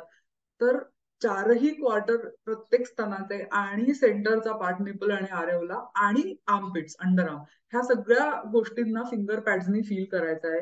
हे कुणालाही लक्षात राहत नाही करायचं. तो प्लीज प्लीज सगळ्यांनी आज अलार्म लावा आपल्या मोबाईलवरती. ज्यांचे पिरियड्स रेग्युलर आहेत त्यांनी पिरियड साठी वेगवेगळे ऍप्स मिळतात आजकाल पिरियड कॅलेंडरची, त्याच्यावरती तुम्ही हा अलार्म सेट करू शकता की तुमचा पिरियड संपल्यानंतर 1 आठवड्यांचा नंतरचा अलार्म लावा. तो एक एक प्रश्न आपल्याला विचारला होता की सिम्पटम्स काय आहेत ब्रेस्ट कॅन्सरचे. तो खूप महत्वाचा प्रश्न आहे, कारण जर तुम्हाला माहीतच नसेल की काय चेंजेस आपल्याला नोटीस करायचे तर कसं काय अर्ली डिटेक्शन होईल. सो लोकांना असं वाटतं की ब्रेस्ट कॅन्सर म्हणजे फक्त गाठ हे एकच सिम्पटम आहे, तर असं नाहीये. इनफॅक्ट ब्रेस्ट मधल्या 90% गाठी ह्या ऍक्च्युली बिनाईन असतात, म्हणजे नॉन कॅन्सरस. ज्या आम्ही क्लिनिकमध्ये बघतो त्यातल्या 10 पैकी 9 पेशंट्सना साध्या गाठी असतात ब्रेस्टमध्ये, ज्याचा कॅन्सरशी काही संबंध नसतो. पण कुठलीही गाठ तुम्हाला लागली जर ब्रेस्टमध्ये, तर बेस्ट आहे की डॉक्टरांकडून दाखवून एकदा क्लिनिकल ब्रेस्ट एक्झामिनेशन करून घ्या. त्यांना वाटलं तर ते तुम्हाला स्क्रीन करतील, मॅमोग्राफीचा सल्ला देतील, किंवा कदाचित त्यातलं काहीच होणार नाही, ते सांगतील की साधी गाठ आहे अँड दॅट्स इट. तर न घाबरता तुम्हाला जर असं वाटलं की ब्रेस्टमध्ये काही गाठ फील होते, असं असू शकतं की तुम्ही सुरुवातीला तुमचं काही टेक्निक चुकत असेल breast self एक्झामचं, not an issue. Doctor तुम्हाला दाखवतील कसं करायचं ते, पण त्याला इग्नोर करू नका. ब्रेस्ट पेन सुद्धा बऱ्याच वेळेला लोकांना असं वाटतं की पेन झाला नाही म्हणून मी ती गाठ दाखवली नाही डॉक्टरांना. पण ऍक्च्युली ब्रेस्ट पेन हा खूप रेअर असतो कॅन्सर केसेसमध्ये. ब्रेस्ट पेन जनरली दुसऱ्या गोष्टींमुळे, एक वयापरत्वे ब्रेस्टमध्ये जे चेंजेस होतात आणि काही आजार होतात ज्याला आपण बिनाईन ब्रेस्ट डिसीजेस म्हणतो, त्याच्यामध्ये ब्रेस्ट पेन जास्त कॉमन असतो. इनफॅक्ट पेन नसेल होत तर ऑल द मोर रिझन की तुम्ही स्तन तपासून घेतले पाहिजेत की हा कॅन्सरची गाठ नाहीये ना. अंडर आर्म्स मध्ये, आर्मपिट मध्ये लिम्फ नोड्स असतात. मी आधी तुम्हाला म्हटलं लिम्फ नोड्स द्वारा कॅन्सर स्प्रेड होतो. सो हे लिम्फ नोड्सची गाठ येऊ शकते आर्मपिट मध्ये. सो जनरली इन्फेक्शनमुळे गाठी होतात आर्मपिट मध्ये, काही स्किन मधलं इन्फेक्शन असेल किंवा काही, पण कॅन्सरमुळे पण हे होऊ शकतं. निपल मधून डिस्चार्ज होणार, एस्पेशली एकाच स्तनामधून डिस्चार्ज होत असेल, अचानक सुरू झाला असेल, ज्याचा म्हणजे लॅक्टेशनशी किंवा ब्रेस्टफिडिंगशी काही संबंध नाहीये, तर अशा वेळेला ते पण एक सिम्पटम असू शकतं ब्रेस्ट कॅन्सरचं. ब्रेस्टच्या स्किन मध्ये काही चेंजेस झाले, काही त्याच्यामध्ये अल्सर तयार झाले, किंवा एकदम त्याच्यात काही नॉड्यूल आला, किंवा लालसरपणा आला स्किन मध्ये. अगेन म्हणजे बऱ्याच वेळेला ब्रेस्टफिडिंगच्या वेळेला सुद्धा अशा टाईपची इन्फेक्शन्स असतात, मॅस्टायटिस ज्याला आपण म्हणतो, त्याच्यामध्ये असं स्किन चेंजेस होतात. पण जर ते इन्फेक्शन अँटीबायोटिकने बरं झालं पाहिजे. जो लालसरपणा जर जात नसतील हे स्किन चेंजेस अँटीबायोटिक घेतल्यानंतर पण, किंवा तुमचं ते वय नसेल, दुसऱ्या एखाद्या वयामध्ये असे काही सिम्पटम तुम्हाला दिसले, तर ते वॉर्निंग साईन आहे. You should get it checked by a breast specialist. आणि निपल मध्ये काही चेंज होणं, आता काही लोकांचे निपल इंटर्न्ड असतात जन्मापासून, किंवा डेव्हलपमेंट पासून. पण जर आधी तसं नव्हतं आणि अचानकपणे निपल आतमध्ये टर्न झाला, किंवा कुठल्या एका दिशेला वळला वगैरे, तर हे पण एक वॉर्निंग साईन असतं. सो हे सगळे सिम्पटम्स आहेत ब्रेस्ट कॅन्सरचे, हे तुम्ही लक्षात ठेवले पाहिजेत. जर तुम्हाला माहित असलं तर तुम्ही नोटीस कराल, आणि नोटीस केलेत तर याच्याने ऍक्च्युअली जीव वाचू शकतो. तो ब्रेस्ट कॅन्सरचं स्क्रीनिंग आपण कसं करतो ते पाहिलं. याशिवाय आपल्या नॅशनल कॅन्सर स्क्रीनिंग प्रोग्राम मध्ये सर्व्हायकल कॅन्सरचं पण स्क्रीनिंग करतात. आज आपल्या बरोबर खूप महिला शिक्षक आहेत म्हणून मी असा विचार केला की जाता जाता एक सर्व्हायकल कॅन्सर विषयी पण सांगते. तर वयवर्ष 21 ते 65 यामध्ये सर्व्हायकल कॅन्सरसाठी स्क्रीनिंग करतात. पॅप्समिअर असं त्याला म्हणतात, किंवा आपल्या नॅशनल कॅन्सर स्क्रीनिंग प्रोग्राम मध्ये एक एक्झामिनेशन असते गर्भाशयाच्या तोंडाची. नुसतं बघतात की नीट आहे ना, किंवा काही टेस्ट करतात. सो हे स्क्रीनिंग दर 3 वर्षांनी करायचं असतं. किंवा आजकाल HPV व्हायरसची पण टेस्टिंग अवेलेबल असते. तर जर ते दोन्ही गोष्टी कंबाईन केल्या तर 5 वर्षांनी ते करायचं असतं.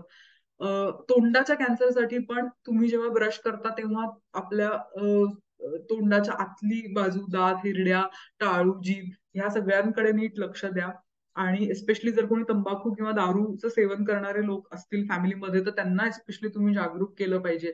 आणि वर्षातून एकदा डेंटिस्टला किंवा फॅमिली डॉक्टरला सांगितलं पाहिजे की तुमचं ओरल कॅव्हिटी जी आहे ती एक्झामिन करून घेतली पाहिजे. हे 3 कॅन्सर भारतामध्ये आणि डेव्हलपिंग कंट्रीजमध्ये खूप जास्त कॉमन आहेत. सो त्यांचं स्क्रीनिंग कसं करतात हे आपल्याला माहित असलं पाहिजे.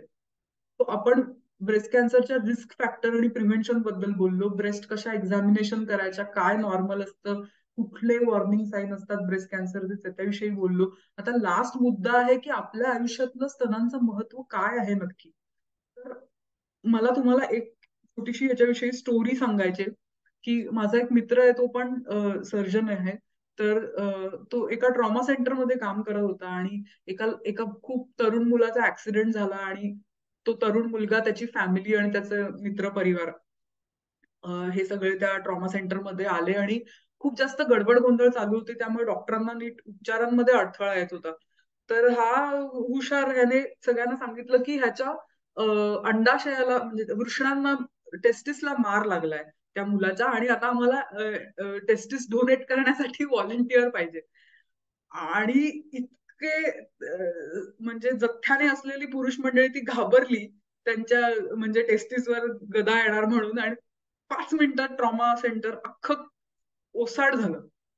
तर ही स्टोरी ऐकल्यानंतर मला असं म्हणजे वाटलं की पुरुष त्यांच्या पुरुषत्वाची जी प्रतीक आहेत त्यांना किती जपतात, पण आपल्या स्त्रीत्वाचं जे प्रतीक आहे, जे फक्त म्हणजे ब्रेस्टचा इम्पॉर्टन्स फक्त फिजिकल नाहीये, इमोशनल आहे, सोशल आहे, सेक्शुअल आहे. इतकी महत्वाची गोष्ट आहे, त्याला आपण का प्राधान्य देत नाही स्तनांच्या आरोग्यांना, आणि आपण त्याला प्रायोरिटी का देत नाही आपल्या स्तनांच्या आरोग्याला. तर म्हणून काही टिप्स आहेत ब्रेस्ट हेल्थसाठी जे तुम्ही लक्षात ठेवा. ब्रेस्टमध्ये सतत चेंजेस होत असतात. Change is the only constant. आपलं पाळी सुरू झाल्यापासून ते प्रेग्नन्सी, ब्रेस्ट फिडिंग, रजोनिवृत्ती सारख्या ब्रेस्ट चेंज होत राहतात. जर तुम्ही दर महिन्याला एक्झामिनेशन केली तर तुम्हाला कळू शकेल की काय नॉर्मल आहे, काय अबनॉर्मल आहे. अलार्म लावा ब्रेस्ट सेल्फ एक्झामिनेशनचा, प्रायोरिटी द्या ह्या गोष्टीला. ब्रेस्ट फ्रेंडली लाईफस्टाईल म्हणजे काय? दारू तंबाखू पासून दूर राहणं, कॉफीचं अतिरेकी सेवन केल्यामुळे, स्मोकिंग केल्यामुळे सुद्धा ब्रेस्ट हेल्थवरती विपरीत परिणाम होतो. सो ह्या गोष्टींपासून दूर राहणं, फायबर किंवा अळशी ज्याला म्हणतात, फ्लॅक्स सीड्स, तर ह्या फ्लॅक्स सीड्स आपण जर खाल्ल्या तर त्याच्याने ब्रेस्ट हेल्थ आपली इम्प्रूव्ह होते. तर अशा गोष्टी करणं, आणि ब्रेसियर चांगल्या वापरणं, आणि त्या दर 6 ते 8 महिन्यांनी त्या ब्रेसियर चेंज करणं जेव्हा त्या लूज होतात तेव्हा. ब्रेसियर रात्री घालायची गरज नसते. तुम्ही ब्रेसियर घाला नाही घाला, ग्रॅव्हिटीमुळे ब्रेस्टच्या सॅग व्हायच्या त्या होतातच. सो ऍडिक्वेट ब्रेस्ट सपोर्ट देणं, ह्याच्याने पण ब्रेस्टची हेल्थ आणि ब्रेस्टमध्ये पेन होणं ह्या सगळ्या गोष्टी अवॉइड करू शकता. आणि ब्रेस्टच्या कंप्लेंट्सना इग्नोर करू नका. त्यांना केमिस्ट कडून नाही, डॉक्टरांकडून, शक्य झालं तर ब्रेस्ट स्पेशलिस्ट कडून तुम्ही त्याला ट्रीट करून घेतलं पाहिजे. तर ह्या सगळ्या टिप्स आहेत ब्रेस्ट हेल्थसाठी, त्या लक्षात ठेवा आणि तुमच्या स्तनांच्या आरोग्यांना प्रायोरिटी द्या. तुमच्या आरोग्याला, तुमच्या स्तनांच्या आरोग्याला, तुमच्या कॅन्सर प्रिव्हेन्शनच्या एफर्ट्सना, ह्या सगळ्या गोष्टींना तुम्ही केंद्रस्थानी ठेवा. तो एक लास्ट 2 मिनिटं फक्त मी ब्रेस्ट कॅन्सर डायग्नोज कसा करतात, स्टेजिंग कसं होतं आणि ट्रीटमेंट कसं होतं, जस्ट आपण जाता जाता जस्ट त्याला टच अपॉन करूया आणि मग आपण प्रश्न उत्तर. ब्रेस्ट कॅन्सर डायग्नोसिस करण्यासाठी आम्ही जे टेस्ट करतो त्याला म्हणतात ट्रिपल असेसमेंट. त्या ऑलमोस्ट 100% अॅक्युरसीने आम्हाला सांगतात की एखादी गाठ असेल समजा उदाहरणार्थ, तर ती ब्रेस्ट कॅन्सर आहे का नाहीये. सो त्यामध्ये एक डॉक्टरांनी केलेली एक्झामिनेशन असते, क्लिनिकल एक्झामिनेशन. इमेजिंग मध्ये आपण मॅमोग्राफी किंवा अल्ट्रासाऊंड किंवा MRI अशा गोष्टी करतो आणि बायोप्सी करतो. ही बायोप्सी म्हणजे काय असते? पूर्वी पातळ सुईने करायचे, FNAC ज्याला म्हणायचे. आता FNAC कोणी करत नाही, आता एका मोठ्या निडलने बायोप्सी करतात, कारण त्याच्यामध्ये आम्हाला खूप जास्त इन्फॉर्मेशन मिळते जी आधी FNAC छोट्या पातळ सुईच्या टेस्टमुळे मिळत नव्हती. सो आता आम्हाला माहितीये की ब्रेस्ट कॅन्सर हा एक कॅन्सर नाहीये. जसे पत्त्यांचे 4 गट असतात कॅटमध्ये, तसे ऍटलिस्ट 4 प्रकारचे तरी कॅन्सर आम्ही रेग्युलरली म्हणजे त्याचं वर्गीकरण किंवा क्लासिफिकेशन 4 टाइप्स मध्ये करतो. आणि हे फक्त बायोप्सीमुळेच आम्हाला इन्फॉर्मेशन मिळते. कॅन्सर किती अग्रेसिव्ह आहे, त्याचा टाईप, सबटाईप काय आहे, ह्या सगळ्या गोष्टी कळतात. त्याच्यावरती कधी कधी ट्रीटमेंटचा सिक्वेन्स बदलतो. सर्जरी पहिले करायची का किमो पहिले करायची, हा हेरिडेटरी म्हणजे अनुवंशिक असू शकेल का कॅन्सर, ऍडिशनल काही टेस्ट करायला पाहिजेत का, ह्या सगळ्या गोष्टी कळतात. आणि म्हटलं तसं की जसे पत्त्यांमध्ये बदाम इस्पिक किलोवर चौकट असतात, तसे ब्रेस्ट कॅन्सर मध्ये 4 मुख्य सबटाइप्स आहेत. Hormone positive, HER2 positive, triple positive, triple negative. तर ह्या कॅन्सरच्या स्वभावाकडे आम्ही एका प्रकारच्या ह्या बायोप्सीच्या मॅग्निफाईंग ग्लास मधून बघतो आणि अजून अजून त्या कॅन्सरचा स्वभाव जाणून घेतो. कारण कॅन्सरच्या स्वभावानुसार त्याच्यावरती उपचार केले तर ते जास्त प्रभावी ठरतात. आणि बायोप्सीसाठी आठवडाभर, कधी कधी 2 आठवडे थांबावं लागतं, पण डेफिनेटली वर्थ आहे तेवढं थांबणं. आणि मुळात कॅन्सर हा टाइम बॉम्ब नाहीये. कधी कधी डॉक्टर तुम्हाला घाई करतात डायग्नोसिससाठी किंवा उपचारांसाठी, त्याच्या मागे त्यांची काही कारणं असतील, पण कॅन्सर हा टाइम बॉम्ब नाहीये. जनरली त्याला महिने वर्षानुवर्ष लागतात कधी कधी एखादी कॅन्सरची गाठ तयार होण्यासाठी. सो डेफिनेटली त्याच्यात 2 आठवड्यांमधनी काहीही फरक पडणार नाहीये. एखाद्या माणसाला कॅन्सर डायग्नोज झाला असेल तर आपल्या देशामध्ये साधारण 4-5 आठवडे तरी लागतात त्याची ट्रीटमेंट सुरू करण्यासाठी, आणि बाहेरच्या देशामध्ये तर महिने लागतात. आपल्याकडे ऍक्च्युली बाहेरच्या देशांपेक्षा चांगली परिस्थिती आहे. डायग्नोसिस टू ट्रीटमेंट मधला डिले आपल्याकडे कमी आहे इतर देशांच्या कंपॅरिझन मध्ये. स्टेज काय असते? स्टेज 0 म्हणजे प्री कॅन्सरस, कॅन्सर पूर्व परिस्थिती असते. स्टेज 1 म्हणजे छोटी गाठ असते आणि फार पसरलेला नसतो. स्टेज 2 मध्ये अगदी जवळच्या लिम्फ नोड मध्ये जातो ब्रेस्ट कॅन्सर, किंवा थोडी मोठी साईजची गाठ असते. स्टेज 3 मध्ये अजून थोड्या मोठ्या साईज होते ती गाठ आणि अजून थोडीशी लिम्फ नोड्स मध्ये पसरते. आणि स्टेज 4 आपण जे म्हणतो ते म्हणजे की दुसऱ्या बॉडी पार्ट्स मध्ये, आपण डिस्कस केलं की जसं लोकल ट्रेन प्रमाणे इकडून तिकडे जातात, तसं जाऊन ब्रेन, बोन, लंग्स, लिव्हर मध्ये जर गेला तर स्टेज 4 म्हणजे शेवटची स्टेज असं आपण समजतो. पण आता स्टेज 4 साठी पण इतक्या नवीन नवीन ट्रीटमेंट्स अवेलेबल आहेत की स्टेज 4 मध्ये सुद्धा कितीतरी वर्षांसाठी मनुष्य उपचार करत करत जगू शकतो. सो ऑन्कॉलॉजी टीम असते, ते उपचार करतात जनरली कॅन्सर पेशंट्स वरती. सर्जिकल ऑन्कॉलॉजिस्ट म्हणजे मी जे आहे, आम्ही कॅन्सरची सर्जरी करतो. आम्ही ओपनिंग बॅट्समन असतो. कॅन्सरवरती पहिला आणि अचूक एक तडाखा जो आहे कॅन्सरला, तो सर्जन्स देतात. मेडिकल ऑन्कॉलॉजिस्ट किमोथेरपी देतात आणि रेडिएशन ऑन्कॉलॉजिस्ट रेडिएशन देतात. सो तुम्हाला ही बेसिक माहिती असली पाहिजे की कॅन्सर उपचार करण्यासाठी कोण असतात त्या टीम मधले डॉक्टर. सेकंड ओपिनियन जरूर घेतलं पाहिजे.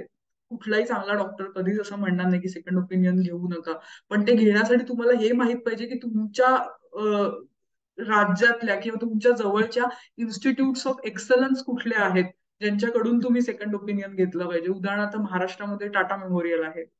सो हे हा थोडासा होमवर्क तुम्ही केला पाहिजे की तुमच्या राज्यात किंवा तुमच्या जिल्ह्यामध्ये इन्स्टिट्यूट ऑफ एक्सलन्स कुठली आहे हे माहीत असलं पाहिजे. Second opinion, third opinion, fourth opinion घ्या, पण अल्टिमेटली उपचार सुरू करण्याच्या आधी ट्रस्ट असला पाहिजे. आय नो प्रत्येक प्रोफेशन मध्ये चांगले वाईट लोक असतात, तसे मेडिकल प्रोफेशन मध्ये, कॅन्सर ऑन्कॉलॉजी मध्ये पण आहेत. पण उपचार सुरू करताना जर तुमचा विश्वास असेल उपचार करणाऱ्या टीमवरती, तर वी गेट बेटर रिझल्ट. त्यामुळे किती 100 ओपिनियन घ्या, पण ultimately commit to one opinion and commit before taking treatment. ज्या पेशंटचा त्याच्या डॉक्टरवरती विश्वास असतो ते पेशंट जास्त चांगल्या पद्धतीने उपचारांना प्रतिसाद देतात. आणि पॅलिएशन नावाचा एक प्रकार आहे की स्टेज 4 मध्ये सुद्धा कधी कधी असं होतं की आम्ही नाही त्या माणसाचा जीव वाचू शकणार अशी जाणीव होते, तर त्यानंतर सुद्धा पॅलिएटिव्ह केअर अशा स्वरूपाचे उपचार अवेलेबल असतात. जसं पुण्याच्या जवळ सिप्ला फाउंडेशनचं एक आहे पॅलिएटिव्ह केअर सेंटर. आता बरीच पॅलिएटिव्ह केअर सेंटर्स सुरू झाली आहेत महाराष्ट्रात आणि देशातही. सो ह्याविषयी थोडीशी माहिती असली पाहिजे, कारण कॅन्सर असो काही असो, एक सन्माननीय आणि चांगला मृत्यू नशीब येणं हे प्रत्येक माणसाचा हक्क आहे आणि त्याच्या नातेवाईकांचं आणि त्याच्या डॉक्टरांचं ते कर्तव्य आहे. सो त्यामुळे पॅलिएटिव्ह केअर बद्दल पण तुम्हाला जमलं तर आपण कधीतरी त्याच्याविषयी सविस्तर बोलू. सो बिईंग ब्रेस्ट अवेअर ही कॉन्सेप्ट मी तुम्हाला सांगितली की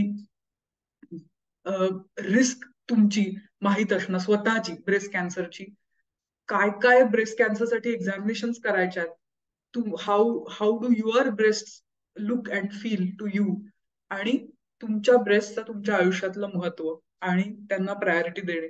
सो ह्या 3 गोष्टी आहेत बिईंग ब्रेस्ट अवेअर मध्ये, आणि ते वयाच्या 20शीत सुरू केलं पाहिजे. त्यामुळे तुम्ही अजून केलं नसेल तर सुरू करा, पण प्लीज तुमच्या विद्यार्थ्यांना आणि तुमच्या आयुष्यात जितक्या स्त्री आणि पुरुष आहेत त्यांना सगळ्यांना याविषयी माहिती द्या. आणि त्याच्यात तुम्हाला जर माझी मदत हवी असेल तर I am more than willing. जाता जाता मी म्हणेन की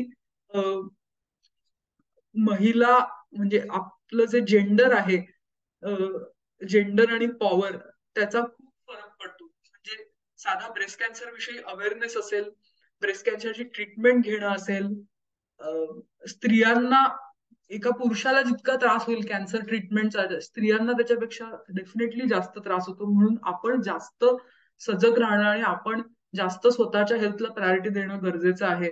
आणि हे एक लॅन्सेट मधलं एडिटोरियल आहे. सो महिलांसाठी म्हणजे आपल्याला, आपण महिला सक्षमीकरणाबद्दल बोलतो तर ते कॅन्सरच्या क्षेत्रात पण झालं पाहिजे की अवेअरनेस मध्ये कॅन्सर ट्रीटमेंटसाठी. एकच उदाहरण देईन या बाबतीत की एक माझी पेशंट होती, एक लास्ट महिन्यामध्ये मला भेटायला आलेली. तर ती आमचं काहीतरी बोलणं चाललं होतं आणि तिला मी सांगितलं कॅन्सर विषयी, तर ती रडायलाच लागली. तर म्हणलं का गं बाई काय झालं, म्हणजे तू ठीक होणार आहेस, you are going to get cured, काय प्रॉब्लेम आहे. तर ती म्हणे की माझे घरचे लोक हॉस्पिटलच्या आतमध्ये यायला सुद्धा तयार नाहीयेत. ते मला म्हणतात की तू आजारी आहेस ना, तुझं तू बघून घे. तर असं ही एक महिला नाहीये, अशा लाखोनी महिला आहेत की ज्यांना सपोर्ट कमी पडतो. आणि लोकांना अजूनही आपल्याकडे असं वाटतं की कॅन्सर हा कॉन्टेजियस आहे, म्हणजे तो संसर्गजन्य आजार आहे. खूप गैरसमजुती आहेत ज्याच्यामुळे की कॅन्सर रुग्णांचं आयुष्य खडतर असतंच, पण स्त्री रुग्णांचं आयुष्य अजूनच खडतर असतं. सो आज तुम्ही सगळ्यांनी ठरवा की जर तुमच्या ओळखीतलं नातेवाईकांपैकी तुम्हाला काही उदाहरण माहित असेल की जे कॅन्सरचा ट्रीटमेंटला सामोरं जात आहेत किंवा सर्व्हायव्हर्स आहेत, तर प्लीज त्यांना मदतीचा हात पुढे करा. स्त्रियांसाठी आयुष्य जनरलीच खूप खडतर आहे, तशीच कॅन्सर ट्रीटमेंट सुद्धा स्त्रियांसाठी जास्त खडतर आहे. सो ह्यामध्ये तुम्ही प्लीज तुमच्या आयुष्यातल्या स्त्रियांना मदत करा. तो ऑक्टोबर हा ब्रेस्ट कॅन्सर अवेअरनेसचा महिना असतो. त्यामध्ये बऱ्याच ऍक्टिव्हिटी होतात. मार्चमध्ये वुमेन्स डे असतो, फेब्रुवारीमध्ये वर्ल्ड कॅन्सर डे असतो. ह्या वेळेला बरेच स्क्रीनिंग कॅम्प्स आणि अवेअरनेस ऍक्टिव्हिटीज होतात ब्रेस्ट कॅन्सर विषयी, कॅन्सर विषयी. तुम्ही पार्टिसिपेट करा. आणि प्लीज प्लीज हे लक्षात ठेवा की कॅन्सर हा संसर्गजन्य नाही आहे. तो एका माणसापासून दुसऱ्या माणसाला पसरत नाही. आणि बिईंग ब्रेस्ट अवेअर हे एक social media based campaign breast cancer awareness विषयी मी चालवते. तुम्हाला कुठल्याही प्रकारचे प्रश्न असतील, काही माहिती हवी असेल तर please reach out to me. मी तुमच्या प्रश्नांची उत्तर देण्याचा मी नक्की प्रयत्न करेन. धन्यवाद. हा QR कोड आहे त्या इंस्टाग्रामच्या पेजवर जाण्यासाठी, आणि माझे दोन्ही ईमेल ऍड्रेस आहेत.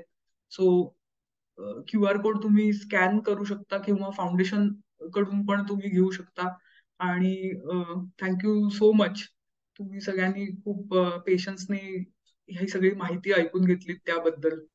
आता आपण काही प्रश्न असेल तर प्लीज प्रश्नांकडे वळूया. मी आता चॅटबॉक्स मध्ये बघते काय प्रश्न आहेत. मॅडम पहिलं गुड इव्हनिंग तुम्हाला. कारण हे ब्रेस्ट विषयी ना मॅडम खरंच म्हणजे आता अवेअरनेस करायची गरज आहे. म्हणजे आम्ही बघतोय ना की म्हणजे आपण कुणाला सांगायला गेलो की बाबा आपण असं असं मी एखादं वेबिनार असेल तर अटेंड करायचंय.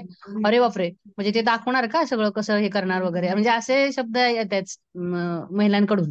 म्हणजे महिला स्वतःच जागरूक व्हायला तयार नाहीत असं थोडंस जाणवतंय.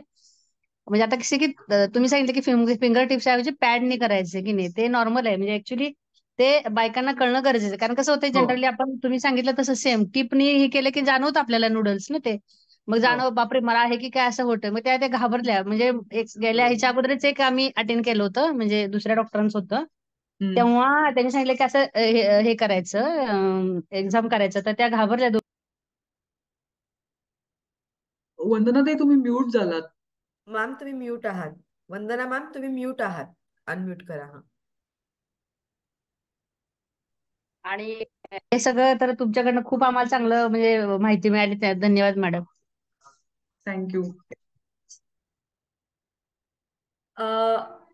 अनुश्री मॅम हा थँक्यू सर. So much. मला नक्की हॅलो असं मॅडम, वाटतं की सगळे नमस्कार. अगदी खिळून, सगळे अगदी एकसंध होऊन पूर्णपणे वेबिनार मध्ये होते. खूप नमस्कार मॅडम. छान वेबिनार झालाय. हॅलो. खूप खूप थँक्यू. खूप हॅलो. माहितीपूर्ण. हॅलो हो हॅलो. हा मॅम. हॅलो. अंबरच्या मॅमला प्रभूजी, प्रश्न विचारायचा आहे. एकच प्रश्न आहे. हा विचारा विचारा मॅम. मॅम आता ना माझ्या ऑफिस मधले एक कलिग आहेत भरत हम्म. म्हणून. तर त्यांचा एक मुलगा वयाच्या 19व्या वर्षी गुडघ्याच्या कॅन्सरने गेला आणि लास्ट वीक 27 तारखेला त्यांचा मोठा मुलगा ब्लड कॅन्सरने गेला. दोन्ही मुलगे गेले. म्हणजे हम्म. ऍक्च्युली हा ब्रेस्ट कॅन्सरचा विषय नाहीये, पण त्या घरात कुठलीही फॅमिली बॅकग्राऊंड नाही, काही नाही, आणि दोन्ही मुलगे त्यांचे दोन्हीही गेले. हे हम्म. असं काय म्हणजे रिसर्चला खरंच एक आव्हान आहे की का असं होतं. सो यंग वयामध्ये जनरली काय, आपण मगाशी बोललो तसं की कॅन्सर हा ऍक्च्युली वृद्ध माणसांचा आजार आहे. म्हणजे Right. जास्त तो एक 40-50 नंतर आढळून येतो. पण हे जे यंग मुलांमध्ये होणारे कॅन्सर असतात, स्पेशली जर बोन्स किंवा मसल्सचे कॅन्सर असतात, तर त्याच्या मागे जेनेटिक ऍक्सिडेंट असतात. की एक आता आपण इतके म्हणजे बिलियन लोक आहोत या प्लॅनेटवरती, तर जसे आपण इट्स अन ऍक्सिडेंट. तर तो पिढ्यानपिढ्यामधून ते येतं. म्हणजे तुमचं असं म्हणणं पण आहे काही की नाहीये. कितीतरी पिढ्यांपासून असेल आणि ते आता या पिढीला आलं असं. नाही, असं नाहीये. म्हणजे मी जे अनुवांशिक कॅन्सर बद्दल बोलत होते त्याच्यामध्ये 10% केसेसमध्ये राईट. असं असतं की फॅमिली हिस्ट्री आहे. पण फॅमिली हिस्ट्री नाही म्हणजे कॅन्सर होणार नाही असं नाहीये. कारण सॅड म्हणजे म्हणजे एखाद्या व्यक्तीमध्ये पहिला ऍक्सिडेंट होऊ शकतो. म्हणजे तो आता ज्या बरोबर. घराण्यांमध्ये कॅन्सरची हिस्ट्री आहे त्यांचा पण कोणीतरी जसा मूळ पुरुष असतो की ज्याच्यामध्ये पहिल्यांदा ते म्युटेशन आलं, तसंच पहिल्यांदा आपल्या आयुष्यामध्ये सुद्धा अशी म्युटेशन्स येऊ शकतात. आणि एस्पेशली जे यंग म्हणजे लहान वयात जे कॅन्सर होतात त्याच्यामध्ये काही ना काहीतरी नक्की जेनेटिक ऍक्सिडेंट्सचा हात असतो ह्याच्यामध्ये. आणि ब्रेस्ट कॅन्सर मध्ये पोस्ट आता सगळे फाईन झाले, ओके आहे पेशंट, तर नंतर त्यांनी काय प्रिव्हेंटिव्ह मेजर्स घ्यायच्या. ऑलरेडी एक पेशंट समजा बरा झालाय, त्याचे सगळे केमो आणि रेडिएशन नंतर, ऑपरेशन नंतर ठीक आहे, पण पुढच्या स्टेजेस मध्ये त्यांनी काय करावेत. ऍट द एज ऑफ 75 एक पेशंट आहेत म्हणून विचारलं. हो, ब्रेस्ट कॅन्सरमध्ये कुठलंही एज एक्झेम्प्ट नाहीये. म्हणजे मला दर आठवड्याला माझ्याकडे एखादी पेशंट येते जी अगदी 25 मध्ये असते आणि 80 वर्षाच्या आजी एखाद्या, म्हणजे असे टोकाच्या हो. वयाची माणसं येत राहतात. ब्रेस्ट कॅन्सर हा त्यातल्या त्यात आपण चांगला म्हणूया असा कॅन्सर आहे. कारण म्हणजे अर्ली स्टेजेसमध्ये ऑलमोस्ट म्हणजे 95% क्युअर होतो आणि बरेच लोक सर्व्हाइव्ह करतात. म्हणजे अगदी स्टेज 3 मध्ये सुद्धा योग्य उपचार झाले, वेळेत उपचार झाले. सर्व्हायव्हल साठी पुढे त्यांनी काय प्रिव्हेंटिव्ह तो मेजर्स घ्यायच्या. सो जनरली कसं असतं की त्यांनी जिथे ट्रीटमेंट घेतली, तर आम्ही आता सपोज आमचं कॅन्सर सेंटर असेल तर आम्ही सर्व्हायव्हरशिपचे प्रोग्राम्स राबवतो. कारण ब्रेस्ट कॅन्सर मध्ये काय असतं, समजा हॉर्मोन पॉझिटिव्ह कॅन्सर असेल तर त्यांना ऑलमोस्ट नंतर 10 वर्षांसाठी हॉर्मोन थेरपी घ्यायची असते, जिथे त्यांच्या बोन्सची काळजी घ्यायची असते किंवा त्यांना म्हणजे त्या ट्रीटमेंटमुळे त्यांना अकाली मेनोपॉज येऊ शकतो, तर त्याचे साईड इफेक्ट्सशी आपल्याला डील करायचं असतं. तर लाईफस्टाईल चेंजेस म्हणाल तर जे मी डिस्कस केले मगाशी तसेच सगळे करायचे. म्हणजे त्या 5 गोष्टींबद्दल जे बोललो की अवॉइड करणं, इन्क्लूड करणं आणि फिजिकल ऍक्टिव्हिटी, ह्या सगळ्याने कॅन्सर होण्याची आणि कॅन्सर परत येण्याची रिस्क सुद्धा कमी होते. ट्रीटमेंटशी कंप्लायन्स ठेवणं, म्हणजे 10 वर्ष जर हॉर्मोन थेरपी घ्यायची असेल तर ती ऍक्च्युली तशी घेणं, दर 3 महिन्यांनी सुरुवातीला फॉलोअपला जावं लागतं, तर ते सगळं करणं. आणि जिथे तुम्ही ट्रीटमेंट घेताय त्यांच्या सर्व्हायव्हरशिप प्रोग्राम मध्ये आपण एनरोल करायचं, कारण तिथे तुम्हाला फिजिओथेरपिस्ट असतात, सायकोलॉजी वाले म्हणजे ऑन्को सायकोलॉजिस्ट असतात, की कारण कॅन्सर हा एक खूप मानसिक धक्का देणारा पण आजार आहे. सो त्यांचं कॅन्सर रुग्णाची ट्रीटमेंट झाली की संपलं असं होत नाही, त्यांचं पुनर्वसन करावं लागतं. अगदी बरोबर. So madam thank you so much. Thank you madam hello please please. Hello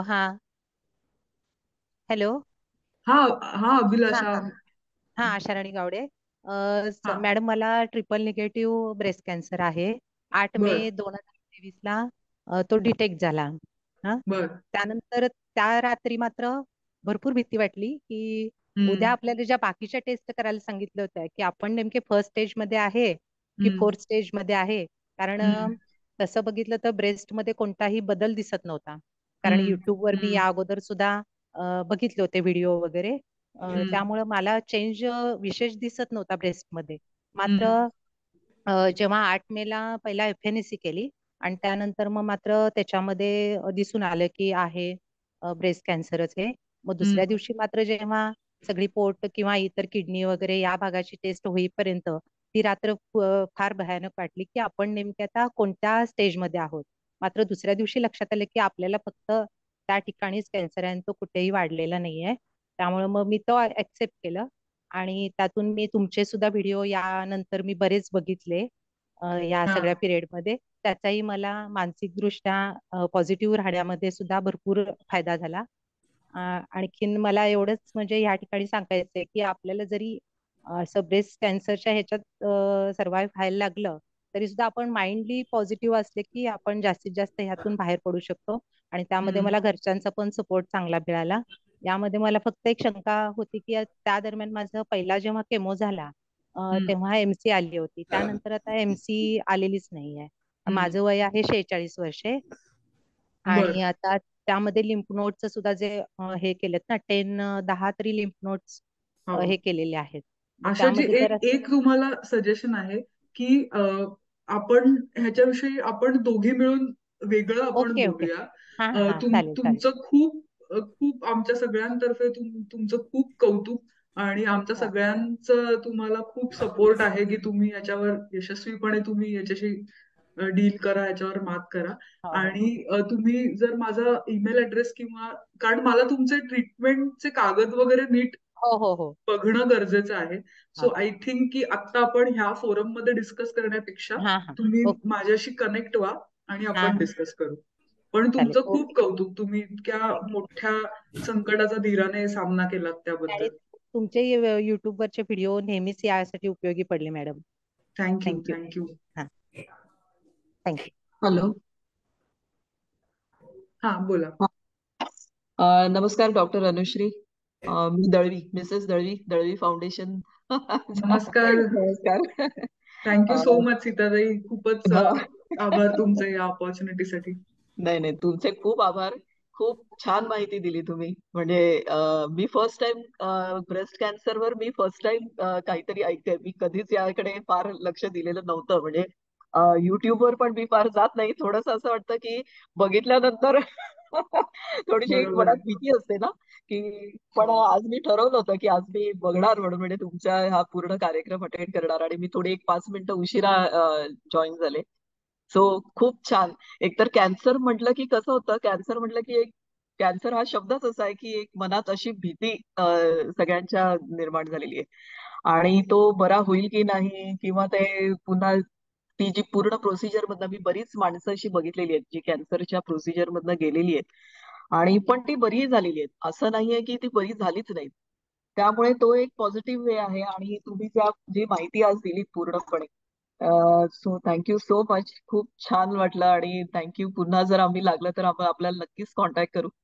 so yes. तर तुमचे थँक्यू. आभार. आणि मला म्हणजे ह्या फोरम वरती तुम्हाला असं आवाहन करायचं, तुमच्या फाउंडेशनचं काम खूप मोठं आहे आणि असे खूप इन्फॉर्मेटिव्ह वेबिनार्स तुम्ही करतातच, आणि इन पर्सन सुद्धा आपण कॅन्सर स्क्रीनिंगचे काही कॅम्प घेऊ शकलो फेब्रुवारीमध्ये, मार्चमध्ये, ऑक्टोबरमध्ये. तर आय थिंक प्रत्यक्षात सुद्धा म्हणजे याविषयी आपण काम करू शकू अजून खूप, येस, कारण येस. त्याची गरज आहे समाजात. आणि हो, नक्कीच. क्रेडिबल, तुम्ही म्हणालात तसं की इंटरनेटवरती खूप मिसइन्फॉर्मेशन पण आहे. हा, त्यामुळे बरोबर. Right, right. अगदी. हा, क्रेडिबल सोर्सेस कडून इन्फॉर्मेशन मिळणं बरोबर. आणि प्रत्यक्षातले स्क्रीनिंग कॅम्प्स, या दोन्ही गोष्टी महत्वाच्या आहेत. Yes, yes.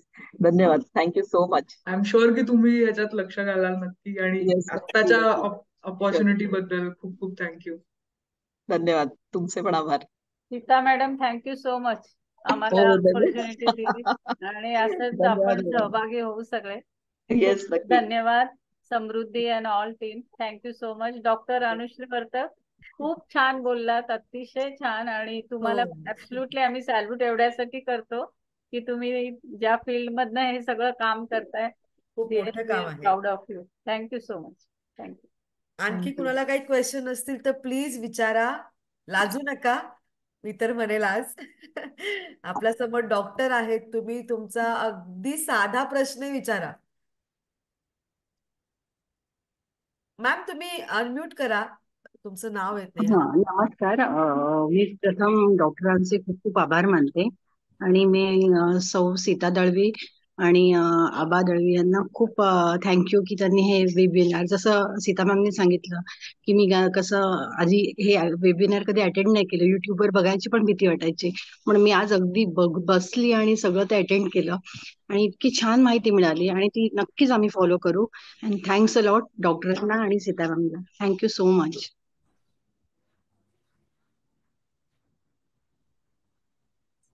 आणखी कुणाला काही प्रश्न आहेत का? मी तर चॅटबॉक्स मध्ये आय थिंक बऱ्याचशा प्रश्नांची उत्तरं आपण झालेली आहेत. हा कव्हर केलेत. आणि मी खरंच म्हणजे सगळ्यांना आवाहन करते की तुम्ही बिईंग ब्रेस्ट अवेअर चॅनलला भेट द्या, इंस्टाग्राम वरती, युट्यूब वरती. आणि फाउंडेशन कडून कॉन्टॅक्ट डिटेल्स हवे असले तर समृद्धी मॅमना करा हो कॉन्टॅक्ट. हो हो. आणि आणि तुमचे कॉन्टॅक्ट डिटेल्स मॅम, तुमचा ईमेल आयडी आणि इंस्टाग्रामचा आयडी मी पोस्ट केलाय मेसेजमध्ये. देन ऑल्सो तुम्हाला कोणतीही मदत हवी असेल तुम्ही आमच्यापर्यंत पोहोचा. आम्ही तुमच्या दोघांमधला दुवा होऊ, तुमच्यापर्यंत पोहोचू. नक्की. आय थिंक अजून कोणाला काही प्रश्न नाही आहेत, कोणी विचारत नाहीये. पण आज मनातली भीती मात्र सगळ्यांच्या गेलेली आहे, माझ्याही. नेक्स्ट टाइम मीच म्हणजे बाहेर लोकांना थोडंफार का होईना सांगू शकते की बाबा घाबरू तरी नका. नाही नाही, अजिबातच कॅन्सर काही म्हटलं की भीती वाटते, हे अगदी खरं आहे. नाही. ठीक आहे, मला असं वाटतं की आता कोणाला काही प्रश्न नाहीये आणि वेळही झाला आहे. तर आज आम्ही तुमचा इथे निरोप घेतो मॅम. थँक्यू. यापुढेही काही असेल तर आम्ही तुम्हाला संपर्क करू. तुमचे खूप खूप धन्यवाद. आणि आज वेबिनार मध्ये सगळे जॉईन झालात, तुम्हा सगळ्यांचेही खूप खूप धन्यवाद. थँक्यू. एक भानुप्रिया म्हणून कोणीतरी हात वर केलाय, पण I am not sure. Bhanupriya, Geeta ma'am बोलायचं तुम्हाला काही? मॅडमना थँक्यू सांगायचं होतं. अच्छा अच्छा. हा, ओके. येतोय थँक्यू. आवाज? हो येतो हो येतो हो मॅम, हो. बोला. थँक्यू. मॅडमने खूप सुंदर माहिती दिली. मी स्वतः ब्रेस्ट कॅन्सर पेशंट आहे. माझं 2019 मध्ये ऑपरेशन झालेलं आहे. बर. मला अजूनही मेमोग्राफी करायची म्हटली की डोळ्यात पाणी येतं. तर मेमोग्राफी ऐवजी दुसरं आपण काय करू शकतो का? एकदम मी आता क्लिअर आहे, पण दर वर्षाचं एक फॉलोअप म्हणून मेमोग्राफी करावी लागते. तर त्याच्याऐवजी आपल्याला दुसरं काय करता येतं का? म्हणजे स्टँडर्ड ऑफ केअर तर मॅमोग्राफी आहे, पण अगेन म्हणजे मी आधी आशाताईंना म्हटलं तसं की तुम्ही माझ्याशी कनेक्ट व्हा, एकदा मी तुमचे डॉक्युमेंट्स चेक करीन आणि आपण एक्सप्लोर करूया हा विषय. चालेल चालेल. हा, ते तुमचं ते उत्तर ऐकलं म्हणूनच मी शांत बसली की आपण नंतर मॅडमशी संपर्क साधू. नक्की. ओके. तुमचं खूप खूप खूप छान अभिनंदन. माहिती. थँक्यू. वेलकम. ठीक आहे, मला वाटतं थँक्यू. सर्वांचे प्रश्न संपले आहेत, तर आज आपण निरोप घेऊया. आजचा वेबिनार इथे थांबवूया. खूप थँक्यू खूप समृद्धी. धन्यवाद. आमच्या फाउंडेशन तर्फे, एसादळवी फाउंडेशन तर्फे तुमच्या सर्वांचे खूप खूप धन्यवाद. अनुश्री मॅम, खूप खूप आभार. खूप छान विषयावर तुम्ही आम्हाला माहिती दिली. Thank you. Bye thank you so everybody. Much. Take care. Bye bye. Good night. Bye good ma'am. Night. Good night. Bye. Good night.